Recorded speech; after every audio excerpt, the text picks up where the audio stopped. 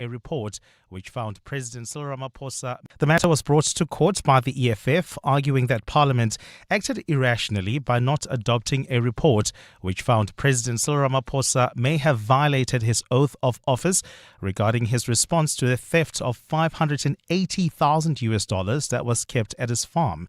The question before the Apex Court is whether Parliament failed in its constitutional duty to hold Ramaphosa accountable by not adopting the report. Thabiso Goba takes a look. The Constitutional Court in Braamfontein, Johannesburg, is expected to be a hub of activity today as it hands down a ruling on a matter it heard on the 24th of November 2024. At the heart of the matter is the Section 89 panel report, which was presented before Parliament in December 2022. The report found that President Cyril Ramaphosa may have committed a number of constitutional violations following the robbery at his Parapara game farm. However, the report was not adopted by Parliament. At the time, the ANC had a majority in the country's highest legislative house and used it to reject the adoption of the report. This didn't go down well with opposition parties, who took the matter to court, saying Parliament abdicated its constitutional duty to hold the executive to account. Thabiso Goba, Eyewitness News. A dispute between two pupils and Mondeor High School over the submission of their 2025 Visual Arts Matric exams remains unresolved 5 months later. Their parents are adamant the children submitted the required tasks and they accused the school of possibly misplacing the work.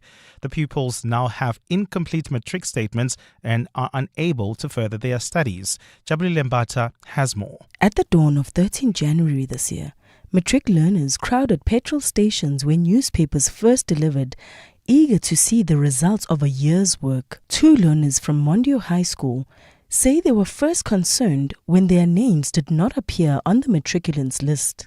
On inquiring at the school, they were told their visual arts marks were unavailable because they did not submit. Their parents, Hantavirus and Regan Maharaj, dispute this, saying they have evidence of a marked register of the submitted work and signatures from a moderator.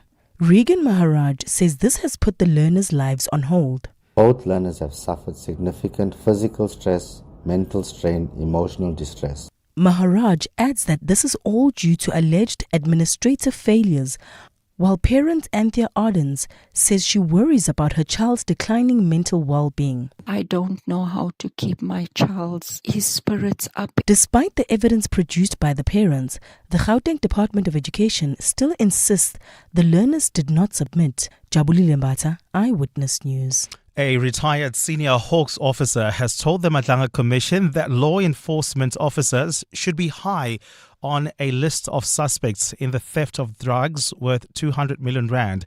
Jacobus Prinsloo testified yesterday about 541 kilograms of cocaine that was stolen at the Hawks offices in Port Shepstone in 2021. At the time, Prinsloo was in charge of the office, which had previously experienced 7 break-ins. He told the Commission that KwaZulu-Natal Hawks head Lisecha Sinona and the unit's former serious organized crime investigation boss Campbell Newswa instructed the drugs to be stored at the facility. Alfara Mushwana has more. Over the past 3 days, the Matlanga Commission of Inquiry has heard evidence of several irregularities in the handling of the 541 kilograms of cocaine discovered inside a shipping container. 2 witnesses, Hawks head of serious organized crime investigations Hendrik Flynn and retired Hawks officer Jacobus Prinsloo, agreed that KZN Hawks head Lisecha Sinona was responsible for some of the irregularities. Prinsloo has told the Commission's chairperson Buyiseli Matlanga that when thieves broke into the facility, they appeared to know exactly which room contained the confiscated drugs. If I were to draw up a list of suspects as to who stole this cocaine, members of the DPI would be number 1 on my list. Do you want to comment on that? I would agree with you, Commissioner. A new witness will testify in camera today. Alpha Ramshwana, Eyewitness News, Pretoria. And US President Donald Trump says the ceasefire with Iran was still in place despite the latest exchange of fire between the two countries in the Strait of Hormuz. The US military says it carried out strikes on Iranian military targets after 3 American destroyers were attacked. Iran's military has accused the US of violating the ceasefire by attacking an oil tanker and another ship. The violence threatens to unravel a fragile truce that brought an end respond to weeks of U.S.-Israeli attacks on Iran, which has striked across the Middle East and blocked the Strait of Hormuz. Trump says negotiations are still in effect despite the latest exchange of fire. They trifled with us today. We blew them away. They trifled. I call that a trifle. If there's no ceasefire, you're not going to have to know. You're just going to have to look at one big glow coming out of Iran. And they better sign their agreement fast. Talks are going very well, but they have to understand if it doesn't get signed, they're going to have a lot of pain. Gold is trading at $4,737.64 an ounce. The rand is at 16.29 to the dollar, 22.18 to the pound, 19.18 to the euro. Brent crude oil is at $99.51 a barrel. In the traffic, look out for faulty traffic lights in Rand Park Ridge at the N1 North in Beyers-Naudé, in Kyalami at the R55 in Kenilworth, as well as at the R55 and Main. And in sport, Aston Villa outwork Nottingham Forest as they make the Europa League a final, while Crystal Palace will be making an appearance at the Conference League final after smashing Shakhtar in their semis. And Yannick Sinner says players feel disrespected by low-ball French Open financial offer. A cloudy and windy Friday in store for Gauteng with showers expected today. Johannesburg starting at 4 degrees, peaking at 16. Pretoria 5 and 17. Vereeniging 3 and 15 degrees. The top story in EWN this hour. The Constitutional Court will finally hand down a landmark judgment in the Pala Pala Farm burglary scandal. EWN, in touch, in tune and independent. For the latest, visit ewn.co.za or download the EWN app. On Sunday, 26 July, 7:02 Josie My Josie Walk the Talk unites us all in the iconic Joburg CBD. 7:02 Walk the Talk. Enter now on primemediaplus.com. This is Breakfast with Bongani Bingwa on 702. Let's walk the talk. 7 minutes after 6 o'clock. Welcome to the show. It's Friday, the 8th of May, the year of our Lord, 2026. My name is Bongani Bingwa. On our menu today, what happens next for President Cyril Ramaphosa? Is this the point where he takes the off-ramp? If the Constitutional Court goes back to Parliament and says to them, MPs, you need to rethink your decision. You need to restart your process. Remember, of course, there was a Section 89 process. This is where the Constitution directs the National Assembly on how to remove a president from office based on a serious violation of the law, serious misconduct, or the inability to perform functions. Parliament, for its part, has argued we followed the process. The rules were clear. We set up a panel. It gave a report. We debated that report. We voted on that report. But was their decision rational? That's what the Constitutional Court will have to tell us. And if it wasn't, what happens to President Cyril Ramaphosa? This is Breakfast with Bongani Bingwa on 702. Let's walk the talk. It's kind of a legal show in some senses because we're also going to be getting an explainer from the president of the Law Society of South Africa, this case around BEE codes. I saw Advocate Moses Kakane arguing that this was an existential matter. It goes to the very heart of existence. Or do you have a more calm approach and say, hang on, this is not even about the merits of the codes, but rather the process that was followed. Public participation means something, or ought to mean something, in South Africa. A couple of ministers, including Ibrahim Patel, the former Minister of Trade and Industry, had some concerns around these BEE codes. Some of these big firms are arguing the incumbent simply cut, copied, and pasted and went ahead and didn't sufficiently ponder the objections that had already been raised. So is it procedure? Is it merit? We'll get an explainer on that case. And then the story you've just heard in Eyewitness News. I mean, it's a really, really interesting one. And, you know, sometimes because we are live and local coming to you in Johannesburg, we've got to deal not so much with the national questions, but issues that could be any one of us. So imagine these two learners. They're in Matric last year. They're writing the subject visual arts. The school says there was an invigilator. The school says there was a register of them writing this exam. The department says, no, they didn't write it. Of course, the school can't talk to us because now the matter's with the department. The department says, no, they didn't write this. And what makes it tricky is, I understand there were 9 learners who took the subject. 7 of them got to the matric exam and they thought, you? you. So those 7 didn't write it. But these 2 say, oh, yes, we did. We wrote the paper. And it would appear somewhere in the chain of possession. Is that the right word, the right phrase? The chain of possession. Not quite command. But somewhere between the school and the department, the scripts got lost.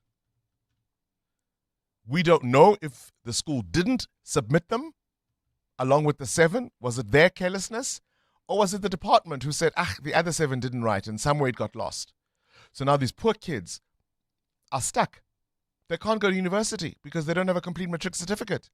So they don't have mark for the exam that the department says they didn't write. And the best solution the department can come up with is you must write again. And they're saying, no, hang on, but guys, no. We'll be speaking to the learners and their parents. And you can stay listening to 702 because EWN has been doing a really interesting report on this issue. What would you do? What would you do? I mean, for most parents, your kids go and write at school.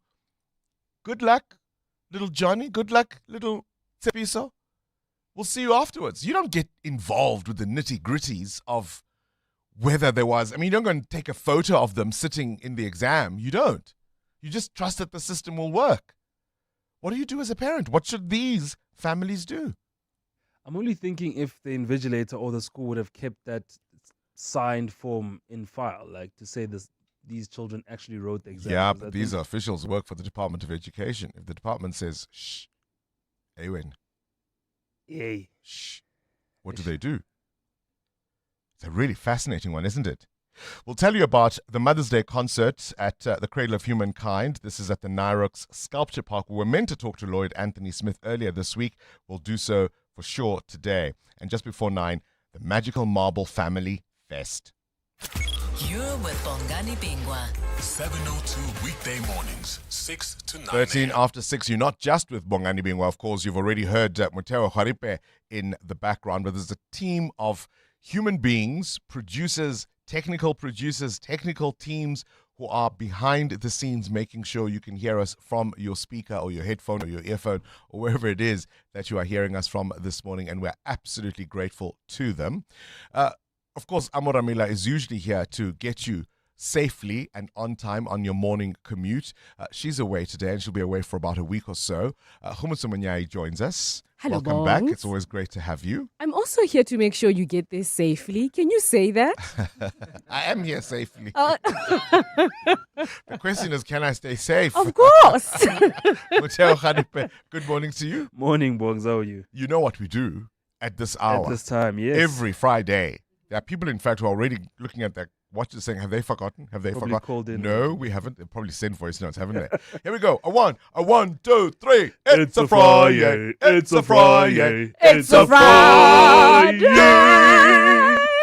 Look at I got it. Khumutso looking at us. I've been trying to get her in tune, but that she'll little get soprano, there. hey? She'll get there. That little soprano. Let's walk the talk. 702. Right, now that we've warmed up your voices, here's today's shout out. I want to know, how long do you want to go?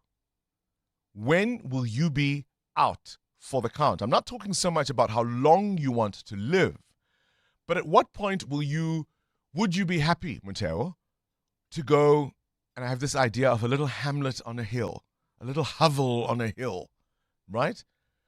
You're healthy, hopefully, but you're done with public life. You're done with your career. You're done with any romantic interest. You're just living out your golden years, but you're done. We don't see you. We don't hear from you. Only really those near and dear to you do. What's that number for you? Is it 60?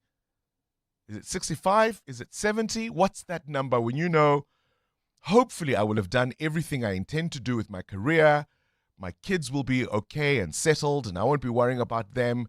And I'll be just enjoying the chirping birds in the background. I'll be watching the dung beetles roll their little mounds, right?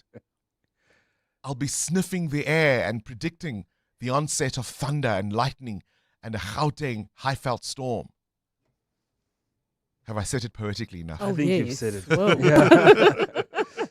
I recently watched The Bucket List, which is about two. This is Morgan Freeman and Jack Nicholson, yeah? Yes. They both get cancer very, very late in their lives, and they decide they want to do all these exciting things. So I've sort of moved all those bucket list items a bit closer. So I'm hoping I'd be done living at around 65. 65, Yeah, sometimes you go past the furnace and there's a grandpa with a mug of coffee and whatever pastry he's eating, and you can tell his life is slow. He's done. Yeah, it's done. He's done everything. Finished. 65, okay. To be honest, and maybe this is a little bit too ambitious, but I always thought 30 for me, which is next year.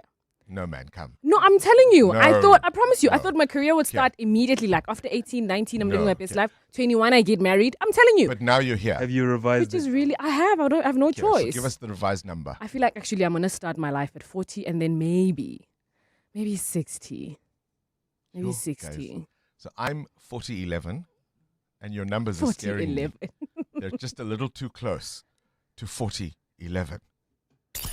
Breakfast with Bongani Bingwa on 702. Let's walk the talk. We'll tell you why we're asking coming up, but this constitutional court decision that's going to be handed down a little later on this morning, how do you think it's going to go? And what do you think happens next to President Ramaphosa? Remember, of course, the Section 89 process is a motion proposing the possible removal of the head of state. That is then followed by the selection of an independent panel that must evaluate the motion, right? A panel of 3 experts, often retired judges, to assess if there's sufficient evidence for the removal of the president. Then the panel must write a report within 30 days. That panel, as I say, must be independent, must be impartial, and must make a recommendation on what their findings at a cursory glance, at a, call it superficial level of investigation, right? Because they've only done this in 30 days.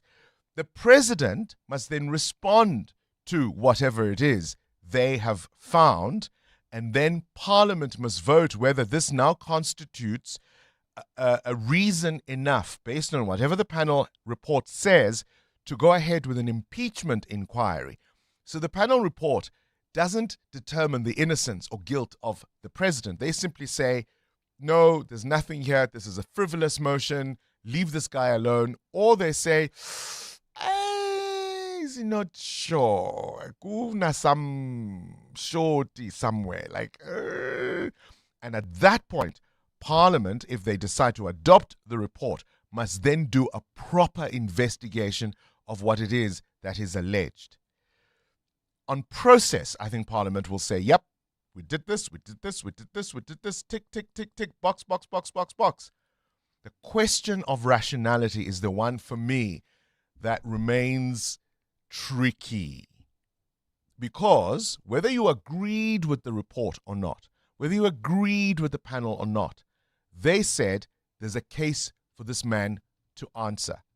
It may be that he's got incredible facts that he will dispose and deploy and put the matter to rest. But he at least needs to tell us. Did he tell us? Mateo? I don't think so. So it takes a lot to impeach a president in South Africa, right? There must be grounds for removal.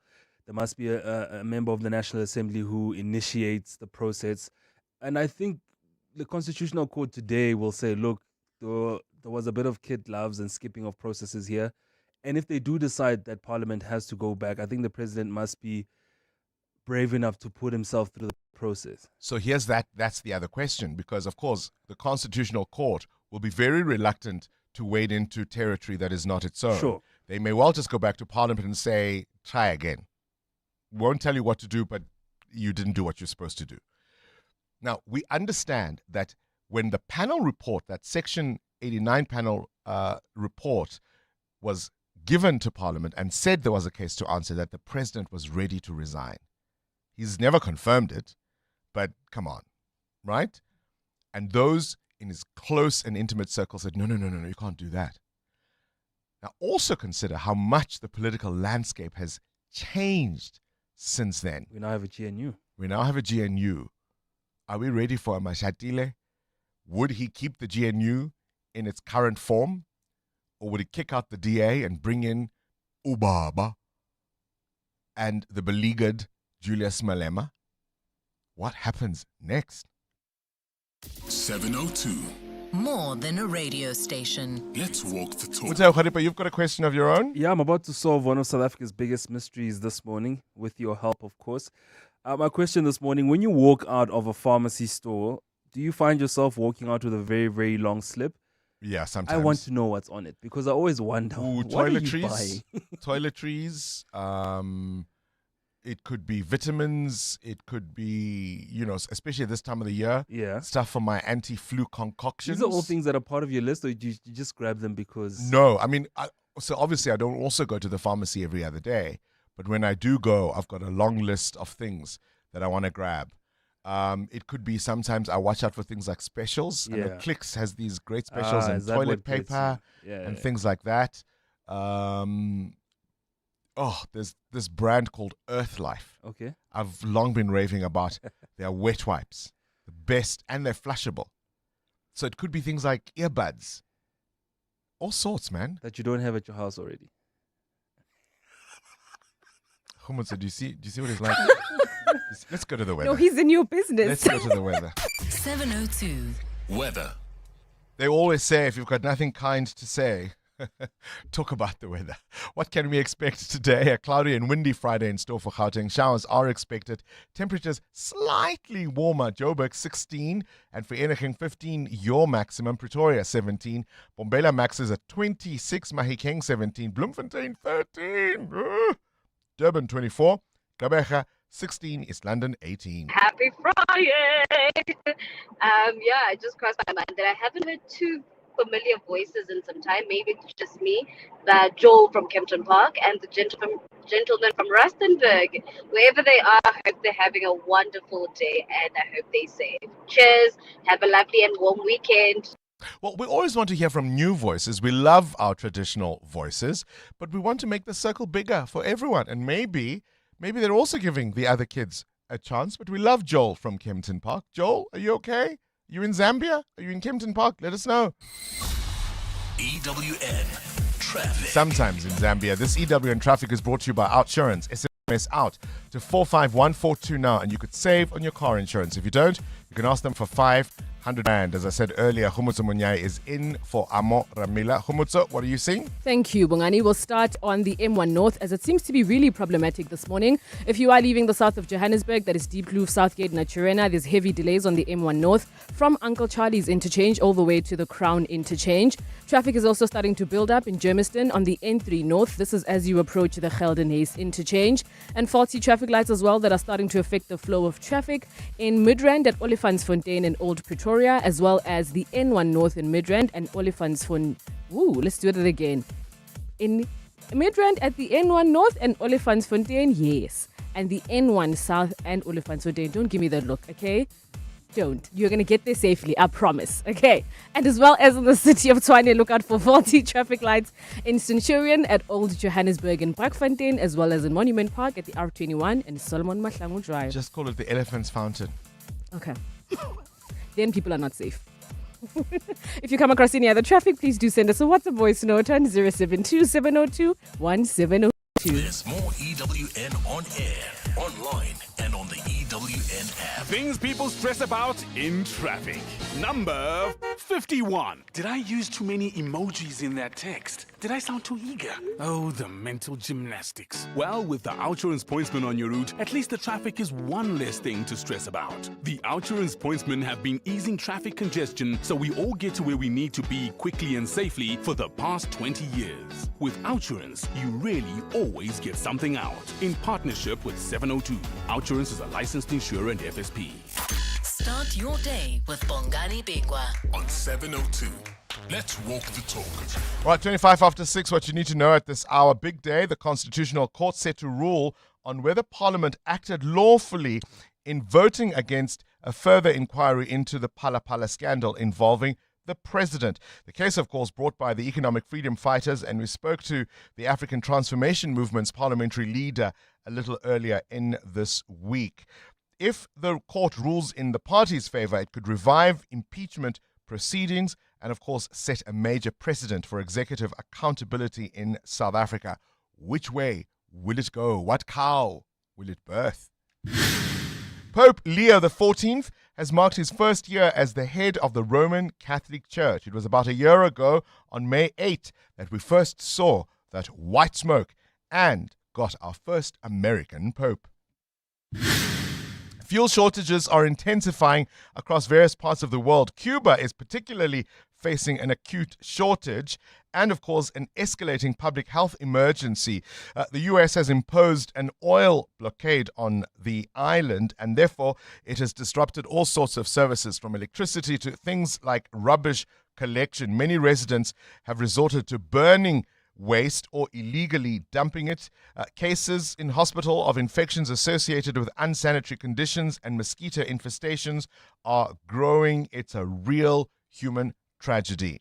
I asked the question, when will you be done? When will you be out for the count? Khumutso says 60. Muteo says 65. I'm 40-11, you see, so those numbers feel frighteningly close. Well, you can go on for quite a bit. David Attenborough, or should I say Sir David Attenborough to you, the legendary naturalist and television presenter, best known for documentaries like Planet Earth and The Life of the Birds, is celebrating his 100th birthday today, and I can tell you he's sounding as strong as ever. This is the message he posted yesterday. I had rather thought that I would celebrate my 100th birthday quietly, but it seems that many of you have had other ideas. I've been completely overwhelmed by birthday greetings, from preschool groups to care home residents and countless individuals and families of all ages. I simply can't reply to each of you all separately, but I would like to thank you all most sincerely for your kind messages and wish those of you who have planned your own local events tomorrow have a very happy day. Oh, man. He's just one of those uncles that you feel like is your uncle, is your grandfather, isn't he? Now, Khumutso, if David Attenborough, I don't know what his love life is, and I'm not interested, but let's say he'd given up on love by age 60, and now he's 100. He would have missed out on 40 years. Right? That is true. That is a lot. If you'd met somebody at 60, they'd be celebrating their 40th anniversary. That's longer than you've been alive, my friend. Oh, well, come for me. Don't give up so quickly. Goeiemorgen, good morning, Dumelang, Absheri, Kunjani, Sanbunani, Nda. I am here all the way from Rustenburg, the red-headed stepchild from 702 land. And yes, I'm still here, and I'm loving 702 in the morning because it is a Friday. 702. The newspapers. Sfisa Zulu, very good morning to you. What are you looking at in the papers? Bongani, good morning. The U.S. State Department says it will start to revoke passports of Americans who owe significant amounts of child support. Parents who have outstanding debts of an equivalent of more than 40,000 Rand in child support payments could be impacted, but the ones to be really targeted are the ones with significant outstanding debt. So once the passport has been revoked, obviously it will no longer be able to be used for travel. So they're trying to make sure that these parents don't run away from those states who are enacting those laws. And yeah, those passports will be revoked and people won't be eligible for a new one until their child support debt has been paid. Yeah, we are people just owe pap geld. Where are you going? You owe pap geld. You must pay. The Citizens front page, virus takes wing in SA. 8 days it took SA authorities, they say, to start contact tracing. 82 passengers and 6 crew on an airlink flight that carried a Hantavirus infected tourist who later died in Johannesburg. The front page of the Business Day has Pope Leo XIV and Marco Rubio, the U.S. Secretary of State. The Sowetan is running with Dada's 10 billion rand wage headache. And the Mail and Guardian has a picture of the president sitting on a couch surrounded by wads and wads of dollars in cash. And it says, moment of truth. Good morning, Box and the team, 702 Land. It's an absolute pleasure to hear from the 702 Landers and the entire team in the studio. I'm still in Zambia, Lusaka, as I mentioned before, doing some work for the Bank of Zambia. I have a splendid Friday. Oh, man. Don't you love our sense of community, right? He was listening. They were both listening, actually. One big family. And everybody was missing them. Yeah. So good to hear from you. Good to know that everyone in 702 Land cares and we're connected. And we notice when you don't send us those voice notes, hey, from Rustenburg and Kempton Park, a.k.a. Lusaka. But let's talk about your question, Mateo. You want to know what's on our slips. What are we paying for at the pharmacy? Yeah. What prompts the question? Well, the pharmaceutical store group, Bongani Dischem, says it's not just looking to get customers in store, it's going aggressively into healthcare and health insurance. Now, the beauty and pharmaceutical retailer introduced a health hub model that integrates clinics, pharmacies, healthcare funding, and digital services. Now, according to the company, its medical insurance and gap cover could potentially enable an additional 15 million South Africans access to private healthcare services. And it's a realistic target if you look at the Better Rewards program. They've got about 10 million members, and I think that's how they get people to spend more with those long slips. And it's a realistic target for them, right? That last time they reported on financials, their revenue had grown 8.7% to 21.3 billion rand.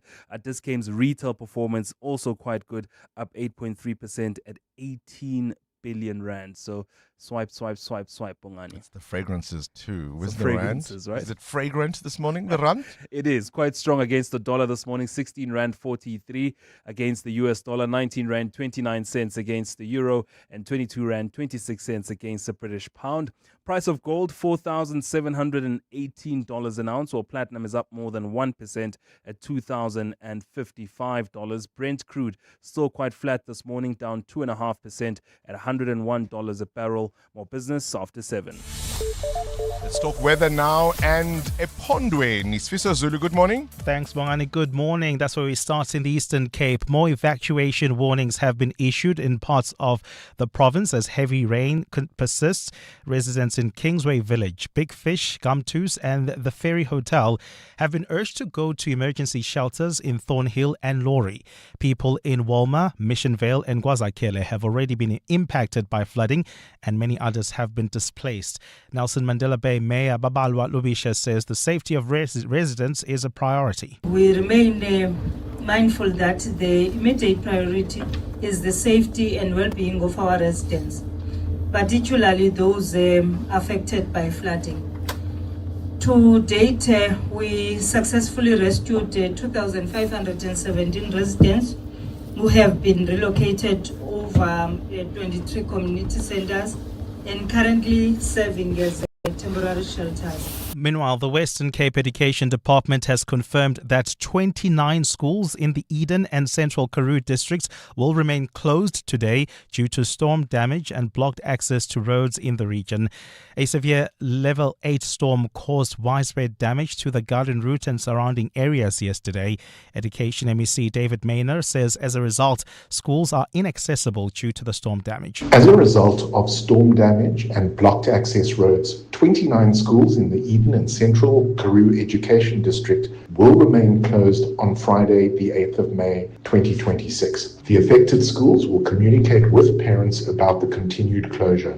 The High Court in Pretoria will today hear the final submissions in a high-stakes case where 4 big law firms are challenging the Legal Sector Code of Good Practice. The firms are opposed to provisions that require, among others, 50% black ownership and representation, including 25% of black females at senior levels in 5 years. The challenge has been contested by a group of black lawyers associations. Advocate Moses Kakane told the court yesterday that white-owned firms continue to benefit from both private and government work while sidelining black advocates. Black professionals have no stake in both, including the black government. Because the reason this code is put here, which is not radical enough, is that the reason government has codes like this, including BEE, it's because it actually wants to brief this minority of white firms. And it tells them, please have a sprinkle of black people with you so that we can brief you. And at least 5 people have died in a huge blaze at a concert in southeastern Mexico. Officials say the blaze in the city of Villahermosa erupted during the show yesterday.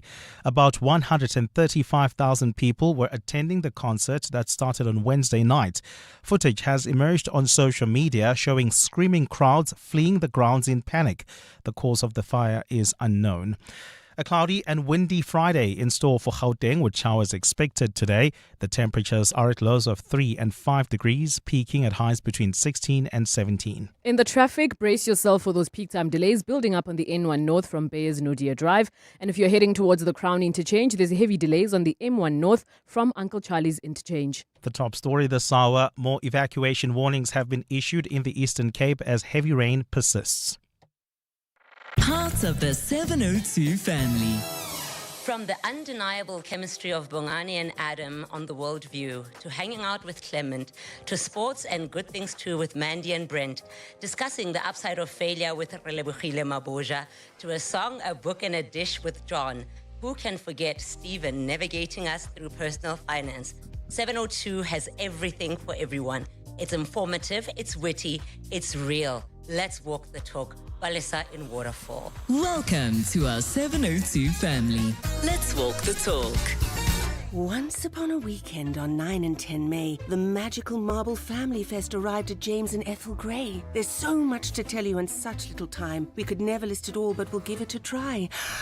There's fancy food and music, pottery and painting, bead bars and wine bars and jewelry creating, and because we love collaborating, there's a wheel of wonder from Investec joyfully circulating. Caricature artists, storyteller marvelists and gourmet popcorn galore, hair bedazzling, double horse carouseling. Oh, do you want more? Of course, there's the most Mzansi, get ready to Panda Pusha Play Powerball Plus for an unforgettable 83 million rand guaranteed jackpot this Friday. You heard right. Play Powerball Plus for the huge 83 million rand guaranteed jackpot today, and you could be celebrating millions. Buy your tickets now in store on nationallottery.co.za, the mobile app or cell phone banking. Panda Pusha Play. Players must be 18 years or older. Play responsibly. E2BA is a proud operator of the National Lottery. Being in construction has taught me that buying machinery doesn't come cheap.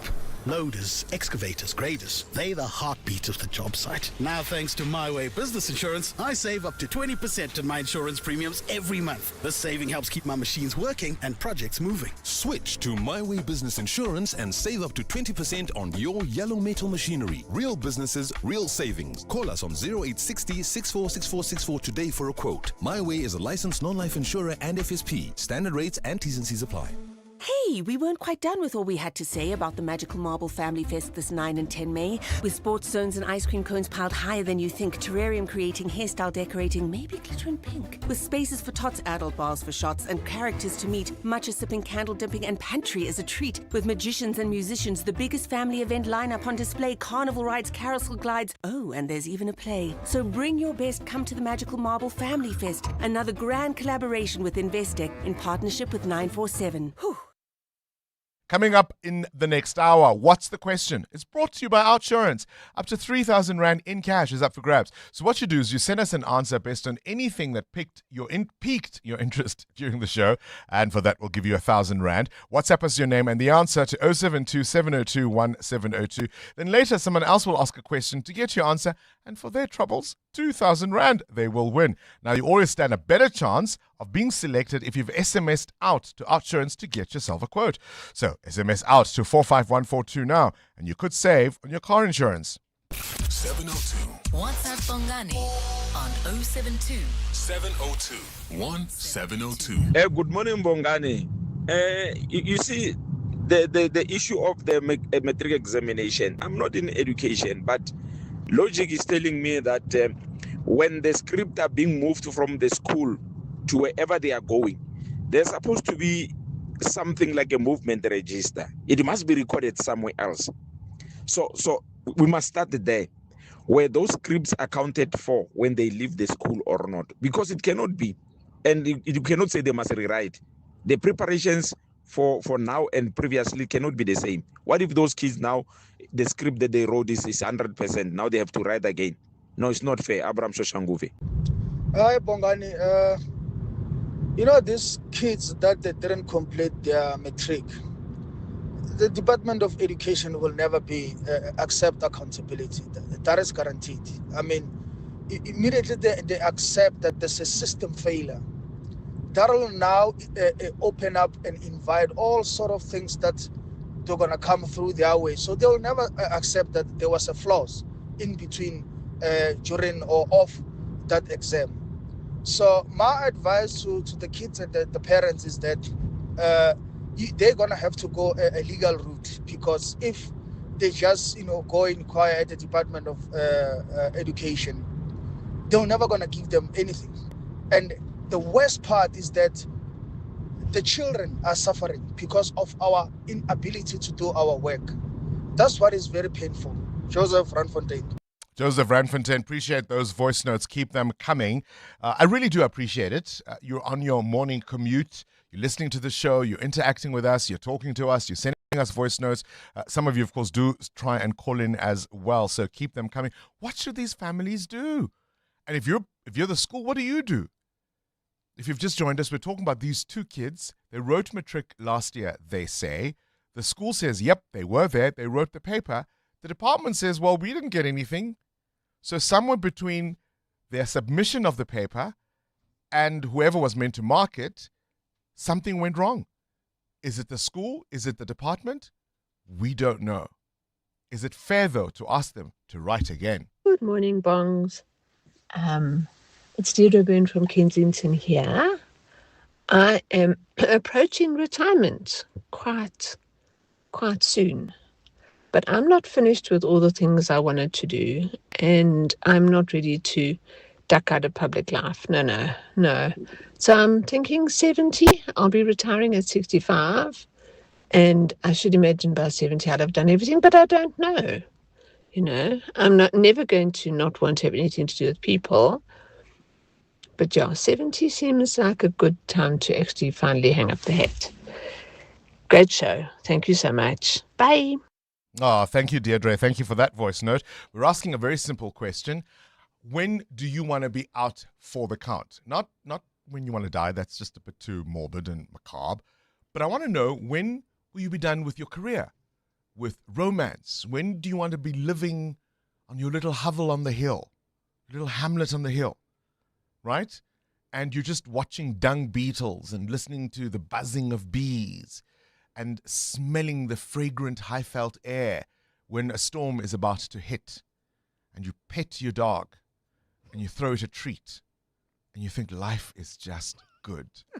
Khumuzo, you say that at 60. I can smell it. Let me tell you, I think I've changed my mind. You've just reminded me, actually. I have a grandmother who's currently 103 years old. Christina, I love her to bits. You must see her. She's so sassy. And just as rebellious as she probably was when she was 30, 40, 50, her favorite drink is Black Label. Yeah, Tata Makriza. I love her already. EWN Sport. Probably an Orlando Pirates supporter too. Definitely. I'll tell you who's happy about his club, right? I've been crowing all week about Arsenal and Pirates. Anthony Teixeira joins us this morning. You are ecstatic. And if Aki Anastasiou is listening, he will be too. Yeah. What am I talking about? Talking about the Europa League, because for the first time in 44 years, Aston Villa find themselves in a European final. A statement 4-0 victory in the second leg for Unai Emery's side at Villa Park against Nottingham Forest on their way to a 4-1 aggregate win over their Midlands rivals. Very happy to enjoy this momentum with the supporters in Villa Park, this semi-final second leg here. Of course, we needed them, and they supported us. Was a great atmosphere today. And the players, they responded fantastic. After the first leg, how we were planning the match today, how we prepared the days before. Well, Bundesliga side Freiburg awaits in the Istanbul final on May 20th after they also pulled up a second leg comeback, a 4-3 aggregate win over Braga. English sides in all three European finals as Crystal Palace won 2-1 over Shakhtar Donetsk on the night and 5-2 on aggregate, with the Eagles set to play La Liga club Rayo Vallecano in that Conference League final. While in cricket, the Lucknow Super Giants picked up only a third win of their IPL campaign. It was a 9-run win over the Royal Challengers Bangalore. In tennis, men's world number one Yannick Sinner, the latest player to speak on the threatened French Open boycott, saying at this point the players feel disrespected. The issue lies around the tournament revenue split. Despite a 9.5 increase in prize money to £61.7 million, it's a decrease in projected revenue year on year and below the 22% rather that's been requested by the players. It's more about respect, because I think we give much more than what we are getting back, and it's not only for the top players, it's for all of us players, and from men's and women's side we are very, very equal. And the top 10 men, top 10 women, we rode a ladder, and it's not nice that after 1 year we are not even close to a conclusion of what we would like to have. Wait, so hang on, what's the usual split? So usually year on year it's about 15. This time, total tournament revenue. Yeah, and this time it's going to be like 14.9.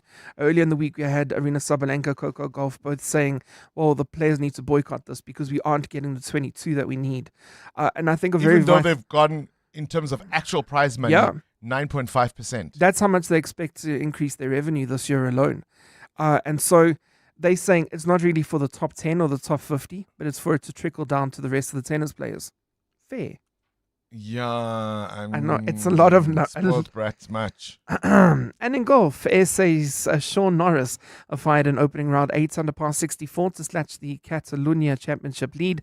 Meanwhile, South African trio Brenma, Prinsloo and Van der Keels are a shot off of the chasing Zim Open leader Chilean golfer Toto Gana, and Matt McCarthy is a first round leader at the Truist Championship on 8 under par, a shot clear of the field. Anthony Teixeira, Eyewitness News Sport. The brainy kids of the Whiz Quiz on 702. Hi, Uncle Bongani. My name is Brooke, and I am 11 years old, and I go to Shanley Primary School. When I grow up, I want to be a software engineer. I'm so excited to play the Whiz Quiz with you. Bye. EWN Traffic. 13 to 7, this EWN Traffic brought to you by GWM. Class-leading vehicles that help you navigate your journey. Khumutso, what are we seeing? Thank you, Bongani. Those rush hour delays are starting to trickle in on the N1 North from Beyers Nodia Drive. And if you are heading towards the Crown Interchange, there's still some heavy delays on the M1 North. This is from Uncle Charlie's Interchange with about a 20-minute hold-up. If you're heading towards Boksburg, there's slow-moving traffic on the N17 West between Osborne Road and Rondebelt Road. Likewise, if you come across any other traffic, please do send us a tweet on X at EWN Traffic. There's more EWN on air, online, and on the EWN app. Ever since fuel went up, you've had to endure a lot. Like helping your mom run errands while she tries to help you with your love life. Hi, Bo. Kanti, when are you and Sfiso getting married? Pella, I want grandchildren. Don't let the fuel hike put you under pressure. Get 5,000 Rand towards your fuel when you buy a Haval or P-Series this month. Visit gwm.co.za or your nearest dealer to book a test drive. GWM. Go with more.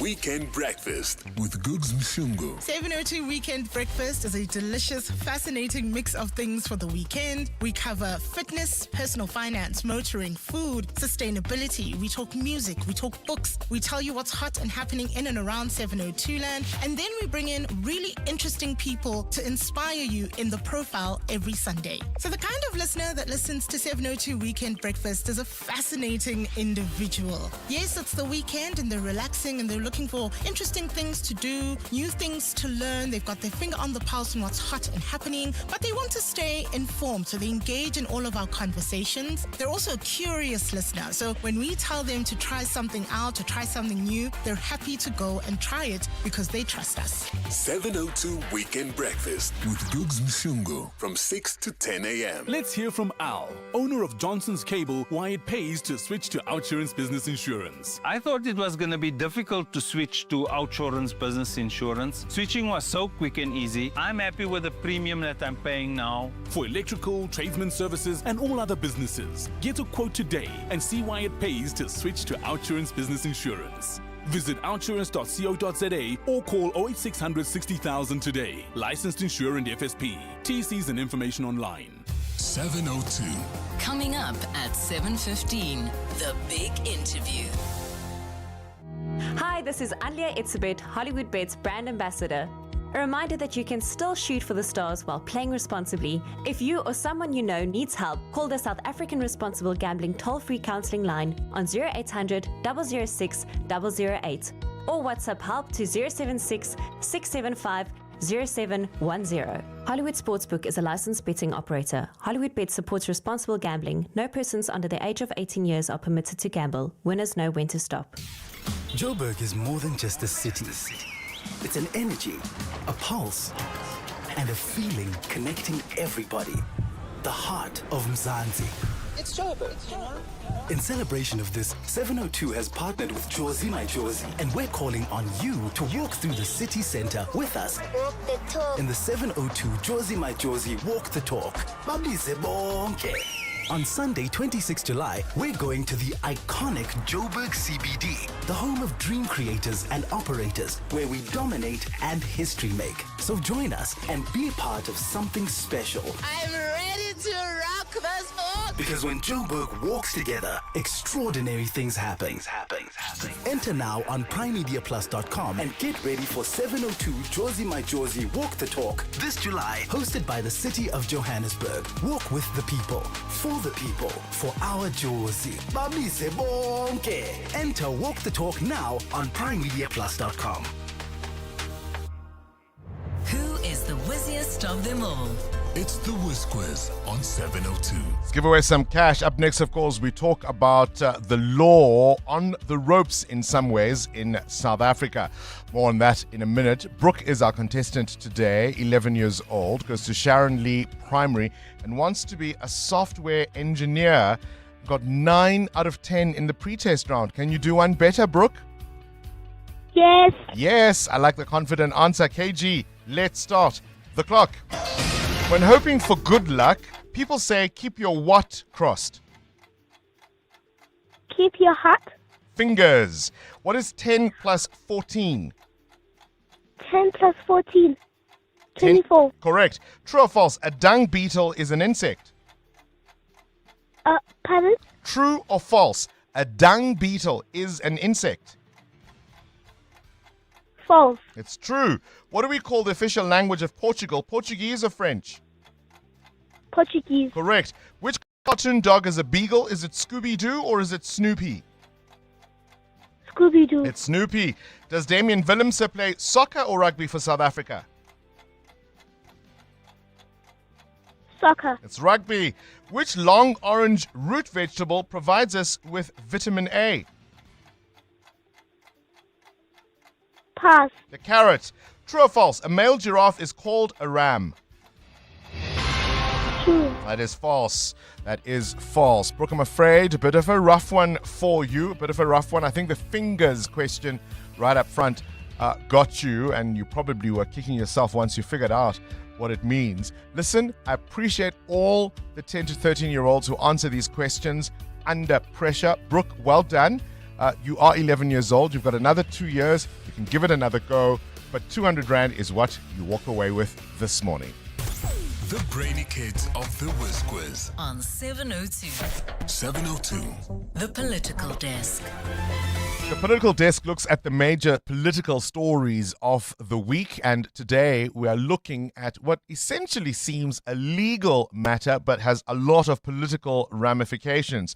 30 years into democracy, our legal profession is under pressure to explain who gets power, ownership, and the country's most lucrative legal work. I don't think it gets more political than that. At center of the debate is the new legal sector code introduced under the broad-based Black Economic Empowerment Framework in September 2024. Essentially, it's BEE codes that require large law firms to move towards 50% Black ownership within 5 years. Now, some of the country's biggest firms are fighting this, and they're saying, hang on a minute, the current Trade and Industry Minister, Park Stow, failed to properly apply his mind before gazetting the code in 2024. They note that some of his predecessors were really concerned about some aspects of what is being proposed, and they're saying he doesn't seem to have addressed that sufficiently. Nkosana Mvundlela is the president of the Black Lawyers Association and joins us now. Very good morning to you, sir, and thank you for your time. Good morning to you and to your listeners. What's at issue here? The merits of what is being proposed, or the procedure that was followed to get us here? A bit of both. And the reason it's a bit of both is because those that are offended by the entire trajectory of the transformation policies would obviously take issue with the issues that start with the processing of the policies. So what you're saying is they might be against the merits, but are arguing on a technicality. Exactly. Well, do you think that the current Trade and Industry Minister sufficiently satisfied himself with the objections? Because I suppose part of the issue is the public participation process must surely mean something. They're saying he doesn't seem to have taken into consideration some of the objections that were raised. I'll tell you this because we all participated in this process. We are all, at least to the extent that I know, we are all lawyers in South Africa, and the process was not even run through the minister's office. It was started through the Legal Practice Council as the regulator of the profession to develop these codes, which upon development, then the minister would then come to participate. And once we were satisfied that we have gone through sufficient consultation with each other through the Legal Practice Council, and then the codes were then finalized, and a request was made to Minister Patel, as he then was, to then gazette the codes. And he then immediately, through whatever source, got these big law firms to then raise their secondary objections before they could even be publicized. And the 60-day publication period would have then given the law firms and everybody else within the public space to comment and do whatever they wanted to do about it. Their argument is not that during that 60 days of post-publication, they did object and they feel like they were not accommodated. Their argument is, as matters stand, they don't think that Park Stow has applied himself. How do they know that? We don't exactly. We don't think that that is actually correct, because it can be that they should preempt what he could or could not have done once he received their objections within the 60-day period post-gazetting. These firms are arguing, though, that hang on, they're already transforming. More black partners, more black candidate attorneys, more bursaries. They're saying, hang on, this 50% black ownership target in 5 years is not realistic, particularly in large law firms where you have to have an enormous client base, experience, etc., etc. Too quickly, too soon, they say. Look, to the extent that they are called large law firms, you would then be quick to accept that it means that they have all the resources at their disposal to actually deal with that ownership issue and deal with everybody else that becomes either a beneficiary in the context or a participant who leads them there. They should be then investing more money into compliance more than anything else, because as matters stand, we come from a point that says, but government is actually begging you simply to comply so that they continue using your services because they think they need your services. So why are you finding it difficult to simply comply? 30 years, and that is where we are. 30 years into democracy, I think Exactly. not many will have sympathy with some of the positions. We'll see how the matter unfolds. The president of the Black Lawyers Association, Nkosana Mvundlela. 702. Coming up, the big interview. The big interview focuses on what may appear to be a small issue, but it could be any one of us. If you're a parent, this certainly should have your attention. 2 learners, they say they wrote a matric paper last year. Their school backs them. They say there was an invigilator there. They say there was a register there. The department says, well, we don't have their scripts. And as far as we're concerned, they didn't write this paper. So here they are, stuck in limbo. Their lives can't continue. Who lost the paper? Was it the school? Was it the department? We'll hear their story next. Of course, this Eyewitness News is brought to you by Bathroom Bazaar, pulling the plug on high prices. This is EWN. It's Judgment Day for the Phala Phala Farm scandal, and both learners have suffered significant physical stress, mental strain, emotional distress. The well-being of former Mondeor High School matriculants remains affected by a dispute over their results. Good morning, I'm Sfiso Zulu. The Constitutional Court will finally hand down a landmark judgment in the Phala Phala Farm burglary scandal today. The matter was brought to court by the EFF, arguing that Parliament acted irrationally by not adopting a report which found President Cyril Ramaphosa may have violated his oath of office regarding his response to the theft of $580,000 that was kept at his farm. The question before the Apex Court is whether Parliament failed in its constitutional duty to hold Ramaphosa accountable by not adopting the report.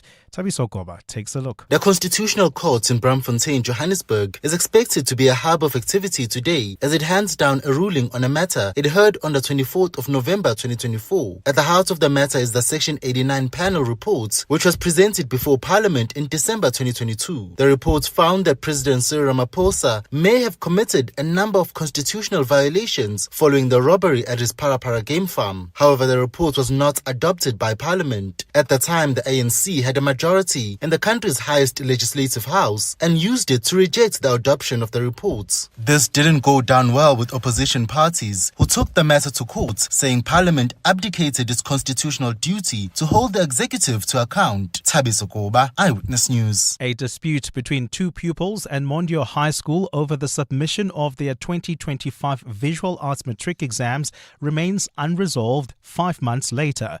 Their parents are adamant the children submitted the required tasks and accused the school of possibly misplacing their work. The children now have incomplete matric statements and are unable to further their studies. Jabuli Lembata has the story. At the dawn of 13 January this year, matric learners crowded petrol stations where newspapers first delivered, eager to see the results of a year's work. 2 learners from Mondeor High School say they were first concerned when their names did not appear on the matriculants list. On inquiring at the school, They were told their visual arts marks were unavailable because they did not submit. Their parents, Hantavirus and Regan Maharaj, dispute this, saying they have evidence of a marked register of the submitted work and signatures from a moderator. Regan Maharaj says this has put the learners' lives on hold. Both learners have suffered significant physical stress, mental strain, emotional distress. Maharaj adds that this is all due to alleged administrative failures, while parent Anthea Ardens says she worries about her child's declining mental well-being. I don't know how to keep my his spirits up. Despite the evidence produced by the parents, the Gauteng Department of Education still insists the learners did not submit. Jabuli Lembata, Eyewitness News. A forensic investigation into the appointment of Social Development Minister Sisisi Tolashe's former Director General has revealed she was uncooperative in assisting with the probe. This despite Tolashe ordering the investigation after it emerged Peter Nechipale signed a 5-year contract when Cabinet only approved his appointment for a year. The investigation says Tolashe failed to answer several questions about whether she discussed the discrepancies with Nechipale before she instituted disciplinary actions against him. Lindsay Dentlinker reports. Last year, Minister Sisisi Tolashe told Parliament it was merely a clerical error when the former Director General was issued with and signed a 5-year contract and pinned the blame on the Department of Public Administration. A forensic investigation has found that this potentially opened the door for both parties to intentionally cause an irregularity in the appointment. On Wednesday, Tolashe changed tack and told Parliament's Portfolio Committee her digital signature was used without her knowledge. Preliminary report gave me an indication that my signature was an electronic one, which then wanted me to further investigate on how did it happen that my signature was attached into that. However, the forensic investigation has found Tolashe's version to be an unlikely explanation because she publicly acknowledged filling the post. With the report only being sent to the committee after Wednesday's meeting, Chairperson Bridget Masango says she's taking advice on how to proceed. Lindsay Dentlinger, Eyewitness News, Parliament. And Cabinet says it is working to allay fears of another outbreak after 2 Hantavirus cases were confirmed in Gauteng. Minister in the Presidency, Khumbuzo Ntshavheni, says there is no risk linked to the presence of rats in some municipalities, stressing the virus is not found in rodents in South Africa or elsewhere on the continent. She says Cabinet has also commended the Health Department for swift and effective contact tracing of people exposed to patients before their diagnosis. Ntshavheni says Cabinet was briefed on the circumstances that led to the patients being admitted to a South African hospital from a cruise ship. Cabinet wishes to allay any fear of another outbreak due to the prevalence of rats in some municipalities, because scientists have assured us that the hantavirus is not found in any rats in South Africa or the African continent. And the World Health Organization says more hantavirus cases could emerge but maintains that public risk remains low. WHO Chief Tedros Ghebreyesus says they are working with South African officials and other nations to conduct contact tracing. WHO is aware of reports of other people with symptoms who may have had contact with one of the passengers. In each case, we're in close contact with the relevant authorities. Gold is trading at $4,714.19 an ounce. The rand is at 16.44 to the dollar, 22.20 to the pound, 19.29 to the euro. Brent crude oil is at $101.66 a barrel. In the traffic, there's slow-moving traffic on the N1 North between Beyers Nodia Drive and Rivonia Road. And all the way in Centurion, there's also slow-moving traffic on the N14 East from Voortrekker Road. And in your sport, Aston Villa make first European final appearance in 44 years, while Crystal Palace go after a second trophy in the club's history. We have Real Madrid opening disciplinary proceedings against Valverde and Tchouaméni over an incident that took place Thursday. And 30 million have signed a petition to have Real Madrid sell Kylian Mbappe. A cloudy and windy Friday in store for Gauteng with showers expected. The temperatures will peak at highs between 16 and 17 degrees. The top story in EWN this hour. The Constitutional Court will finally hand down a landmark judgment in the Phala Phala farm burglary scandal today. EWN, in touch, in tune, and independent. For the latest, visit ewn.co.za or download the EWN app.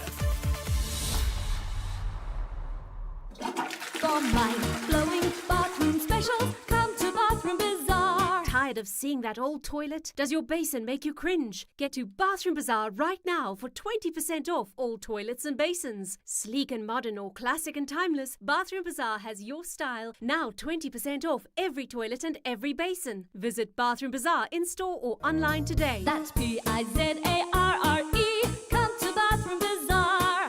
Come to Bathroom Bazaar. Visit primemediaplus.com to enter 702 Josie My Josie Walk the Talk. Hosted by the City of Johannesburg. Walk with the people, for our Josie. For Joburg, by Joburg, in Joburg. Bamise bonke. This is Breakfast with Bongani Bingwa on 702. Let's walk the talk. 9 minutes after 7 o'clock. This Hantavirus story has been absolutely fascinating. I think people all over the world have been gripped by it. Those poor passengers stuck looking around each other, not knowing who has it, who doesn't, who's going to show symptoms, who is not. And of course, we're being told nothing to panic about here. You heard the clip in Eyewitness News. Minister Khumbudzo Ntshavheni saying, our rats don't have this thing. And even where it is found, we've been told by the World Health Organization, it isn't necessarily transmissible from human to human, except for one particular strain, the Andes strain, which is, of course, where we are today. Now, a little earlier on, we told you about Sir David Attenborough celebrating his 100th birthday. So here's a question. What does this Hantavirus story have in common with David Attenborough? He apparently has a loathing of rats. Even when he's filmed rats for his series, he's been uncomfortable to do so. David Attenborough was knighted in 1985 at the tender age of 59. He could have walked away into the sunset. He was already Sir David Attenborough by the time he turned 60. And yet, his attitude was the best years of his life were still ahead. He was only just getting started. He is, of course, the EGOT of the BAFTA Award. He's the only person to win a BAFTA Award for programs in black and white, color, HD, 3D, and 4K. He's got over 20 species named after him, and he's just a fantastic guy. I asked the simple question, when do you think you'll be out for the count? In terms of your public life, I'm not talking about when you might expire, but just in terms of your career, in terms of romance and relationships, when do you want your little hovel on the hill, just enjoying nature, enjoying maybe a cup of coffee or Clippies and Coke, eh? When will that be your life? 60, I think, is way too early. Or is it just because I'm now 40-11? This is Breakfast with Bongani Bingwa on 702. Let's walk the talk.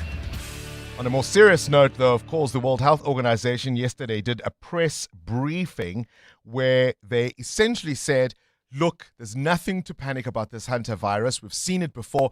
In fact, they highlighted a case from Argentina in 2018. What makes unique here is similarity crowded in a confined space. We had a similar situation in Argentina in 2018-2019 when a symptomatic individual attended a social gathering. So that led to a lot of people getting infected. We are in a similar situation right now, a cluster in a confined space with close contact. Does that mean the rest of the world, this disease will spread? We had that outbreak in 2018 and it led only 34 cases. We may have similar cases from there. So I just want to show that if we follow public health measures and the lessons we learned from Argentina now is shared across all countries, what needs to happen in contact tracing, isolation, we can break this chain of transmission, and this doesn't need to be a large epidemic. Absolutely. Isolate. As they try and do this contact tracing, anybody who was or who may have been in contact with somebody who either was infected or could be infected needs to obviously alert the authorities firstly, but isolate, and stay the heck away from the rest of us. Is Philip here? Are you feeling? Philip? What am I talking about? It is a World Cup year. Remember? Philippe, it is here. That was, of course, our slogan in 2010 when we hosted the World Cup. On X yesterday, the singer Shakira, who you remember sang our World Cup song, has posted a snippet of a new song with Burna Boy, and it's called Die Die. And it's apparently the official FIFA World Cup song, set to be released on the 14th of May. Do you want to hear a snippet? KG, do the things.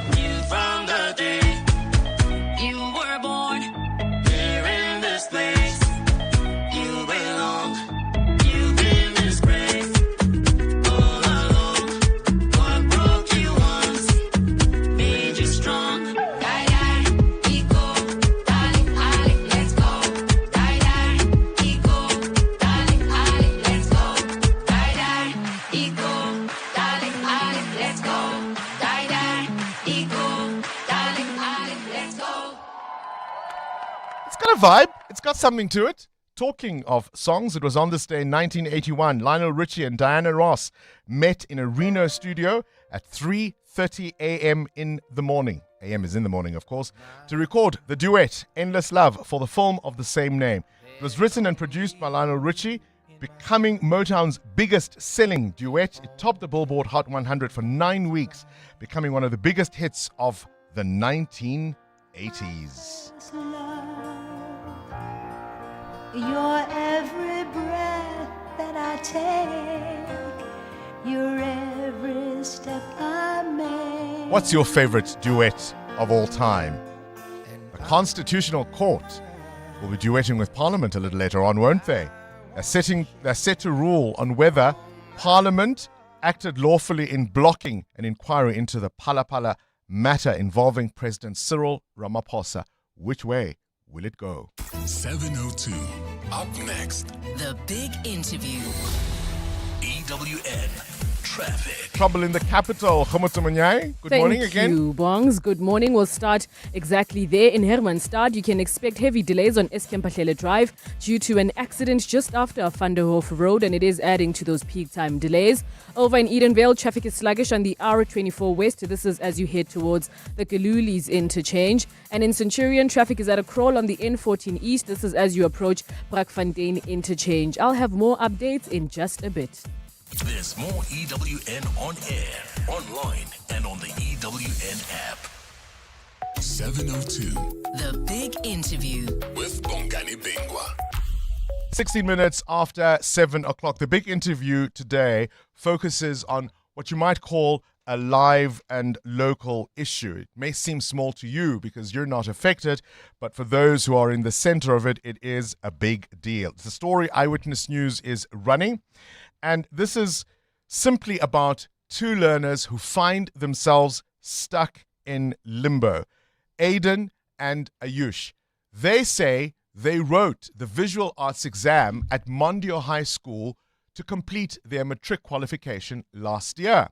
The school says there was an invigilator, there was a register, and as far as Mondeor High School in the south of Joburg is concerned, that's exactly what happened. The Department of Education says, we don't have a script, we don't have a paper to mark, and therefore, as far as we are concerned, these two didn't write this exam. What went wrong? Where did it go wrong? The department can at best offer them a rewrite of that exam, but is that even fair? Where did things go wrong? I've got with us in the studio both the learners and their parents who've come into the studio. Welcome to, I suppose, the Aransa and Maharaj families. Good morning to you, all four of you. Good morning, Mr. Bingwa. Ayush and Aiden, let me start with you, and I'm going to ask you to just come a little closer to the mics. Ayush, how are you feeling? Good morning, Mr. Bingwa. I'm feeling okay. What has this meant for you? It's meant a lot because I've worked hard to finish Matric, and the stress of Matric, writing finals and constantly studying only for me not to get the marks I deserve for completing my work. What do you think you got in that paper, if it were to be found? I think I got pretty good marks. You were aiming for a really high mark. Yeah. Aiden, how are you feeling? Good morning, everybody, and to our fellow listeners. I'm devastated knowing that I put so much time and effort into studying for my finals. And these emotions I felt was very new to me because I've never failed a grade, nor have I scraped through one. And I'm always a hard-working learner and enjoyed sports at school. And yeah. I'm going to ask you both straight up. Aiden, did you write this paper? Yes, I did. Did you complete the paper? Absolutely. Did you write the paper, Ayush? Yes, I did. Did you complete the paper? Yes, I did. So what went wrong, do you think, Ayush? I think that the department, during somewhere between the marking process and the submission of the papers, there was an administrative error, and that caused our books to be misplaced and not get marked. Right, let me bring your parents into this conversation. Regan Maharaj is Ayush's dad, who's also here with us. Regan, I mean, your son says he wrote the paper. The school says he wrote the paper. What are your feelings about all of this? Good morning, Mr. Bingwa, and your listeners as well. Yes, it is a bit disturbing. The learners were excited in January to collect their statement of results, only to find visual arts had an asterisk. We met with the subject teacher. He indicated that that is a reason where work is incomplete. So upon further investigation, it was established that the PAT marks were not issued to these learners. But the subject teacher, he has been supporting these kids from the word go. What do you mean? What does that mean? So it's the visual diaries, the practical assessment tasks that go from the school to the examination center for marking. So they were at the examination center. There's evidence that they were there, they were checked, but unfortunately, nobody can explain how no marks were allocated to these learners. What evidence exists for that? There's signatures on the diaries. The teacher himself has evidence that he submitted them to the examination center. But what happened at the examination center, we cannot get answers up to now. Mr. Arendse, of course, is also here, Aiden's father. From your telling of it, where did the ball get dropped? Good morning, Bongiwa, as well as Bongani, as well as the listeners. Yes, you know, it is very disturbing in view of what has since transpired, and with the fact that the learners has not been awarded their marks, given their hard work and their consistency in view of the subject. It's very sad. We are in actual fact at the crossroads now, whereby we have approached all avenues, to try and get assistance with regards to this. And the district, they are just shrugging their shoulders, and they are just shying away from having to do what they're supposed to do. Myself and my wife, we went to go and see them on the 25th of March. And we spoke to a gentleman by the name of Mr. Lefu Motaung. And he, in actual fact, pointed out the children's diaries in his office. And according to him, he was going to submit it to the, I think it's the provincial, for them to proceed. Just going to need you to come a little closer to the mic so we can hear you a little bit better. Okay. For them to proceed with the... No, you come closer to the mic. Yeah, there you go. Okay. Gotcha. Yeah, for them to proceed with the process. And that was supposed to be completed already, because at that time we made him aware that we're already at the end of the first term. And we're fastly approaching the second term. And still, the children are sitting without marks. Their marks. And he in actual fact pointed out the diaries in his office, which I identified that is there, and he was going to give instruction to Mr. Lucas, to take it through to the office of Bongi, Right. where she sits. And yeah, it's just been a never-ending story whereby we had to resort to taking this matter now, to media All right. for assistance in this regard. Aiden, this time last year, you were looking forward to completing your matric. What were your thoughts about what comes next for you? What did you want to do? I wanted to hopefully get into university and study finance and maybe even compete for a university in karate, as I'm a Protea athlete, and hopefully represent a university at USA. What do you love about visual arts? What I love about visual arts is that it allows me to show my creative side. Yes. And Ayush, what did you want to do with your career going forward?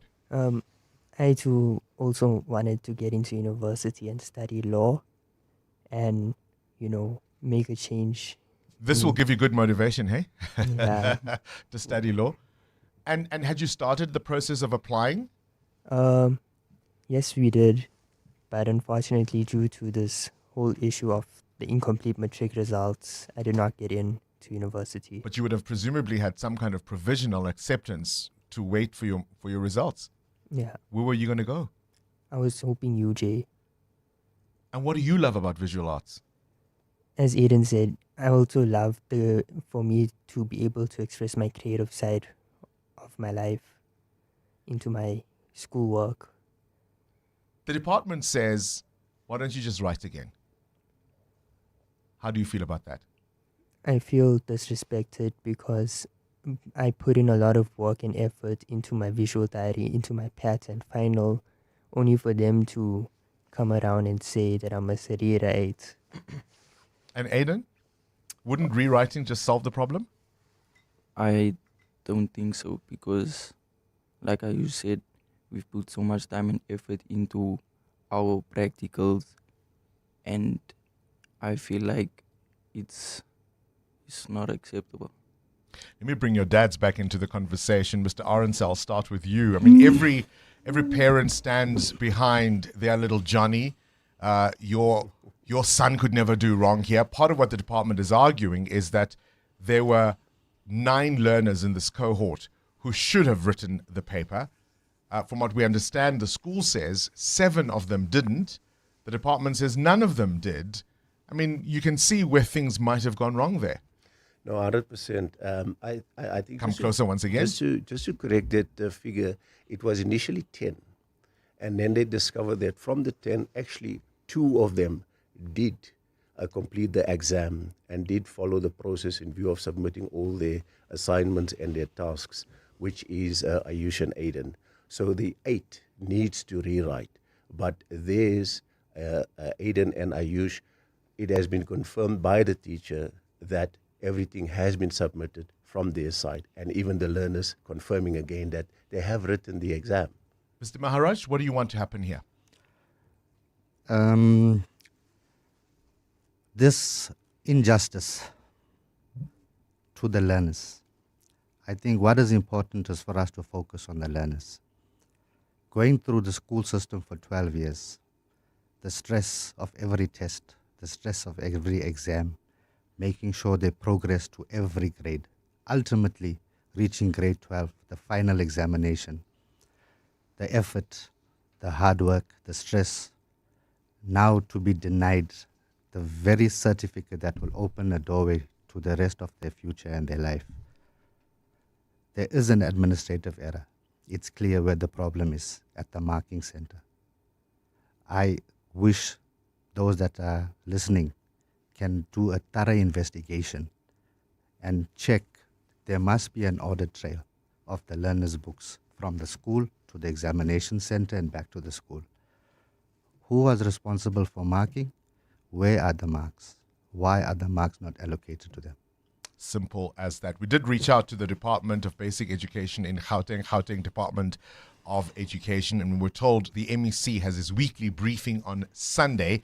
He may address this issue, but he didn't want to preempt any statement that he will make on Sunday. So hopefully we'll get some clarity and some answers on the way forward. Good luck to you both, and we'll certainly keep an eye on the developments of this story.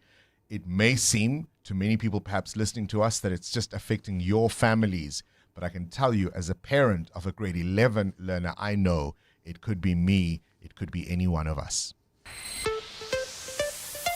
EWN Business. Let's catch up with our business news now. Muteo Kharipe back in studio. Sappi's results dampened by lower prices and a stronger rand. Is it worth the paper that it's written on? Well, paper and pulp producer Sappi reporting weaker financial results for the 3 months ended in March. For the second quarter, Sappi reported a bigger loss of $413 million, far higher than the $20 million loss reported last year. The company says earnings dropped sharply compared to the same period last year, while overall losses also widened significantly. In South Africa, the combination of lower international prices and a stronger rand had a major impact on profits from Sappi's pulp business, while Sappi's packaging and specialty paper division also continue to face difficult market conditions in Europe. Now, the company warned that global uncertainty, including the conflict in the Middle East, is pushing up oil, transport and chemical costs, so operational costs likely to go up during the period. Your markets? Well, Asia-Pacific markets trading lower this morning, Bongani, as concerns grew over renewed hostilities between Iran and the US. That saw our markets go lower, including the JSE yesterday as well, down 12 points. But looking at the rand, still quite strong this morning, 16.43 against the dollar, 19 rand 28 against the euro, and 22 rand 29 cents against the British pound.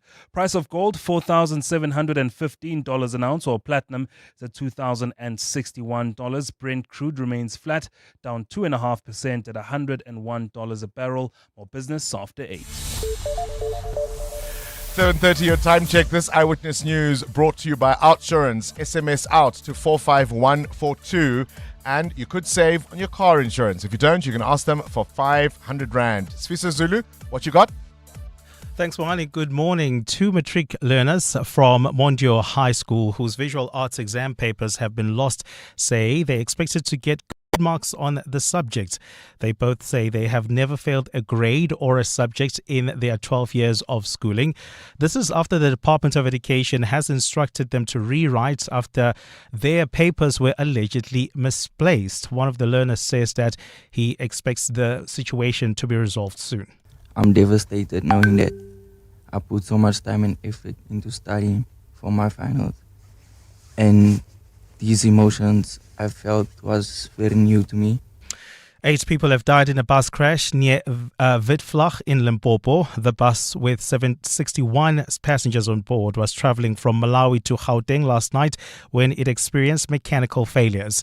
Limpopo Transport Department spokesperson Mashudu Mabata says the N1 has been severely affected. If you are from Messina to Makado, use the Willie Spot Road. Turn left onto the 523 Injareda Road, continue via Silom and rejoin the N1 at Witvlag towards Makado. If you are from Makado to Messina, turn right at Witvlag into the R523, proceed through Silom Jerede, continue until Willie Spot and rejoin the N1 towards Messina. Build One South Africa says it would be unrealistic for the party to contest all municipalities in the upcoming local government elections. Instead, its leader Musa Maimane says it will be targeting a few metros and municipalities where the organization can make an impact. Busa will be contesting its first local government elections this year. Following a failed merger with Rise Mzansi and Good as well as Bosa, the party has sent out a public call for community leaders who want to stand as councillors and mayoral candidates.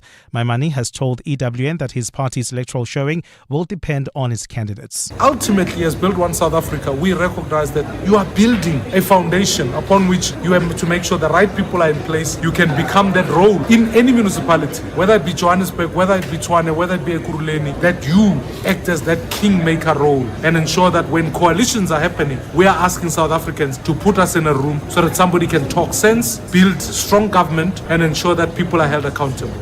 The family of slain politician Sindiso Makaka says the NPA's case against Member of Parliament Fadil Adams is a sideshow. Adams appeared in the Pinetown Magistrates Court yesterday on charges related to interfering with an investigation in the Makaka murder case. But the Makaka family says the focus should not be shifted from the actual masterminds. The former ANC Youth League Secretary General was killed in 2017 by a group of assassins. One of them has been convicted after pleading guilty. Nhlanhla Mabaso reports. This is a sideshow, something that we are told just happened one year ago.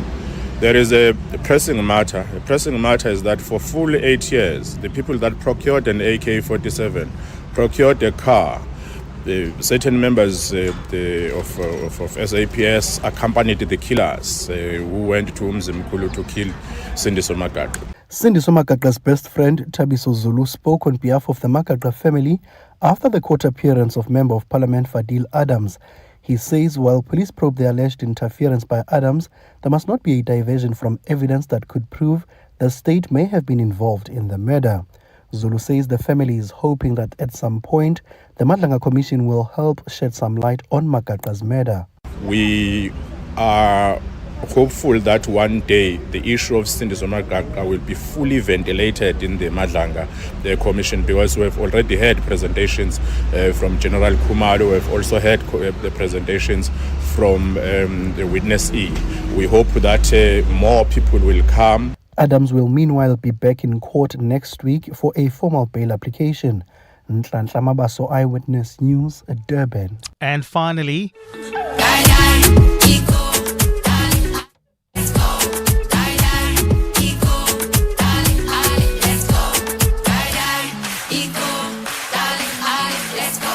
that's Colombian pop star Shakira's new official song for the 2026 World Cup. It is titled Die Die, and it will be the official anthem for the tournament taking place in the US, Mexico and Canada.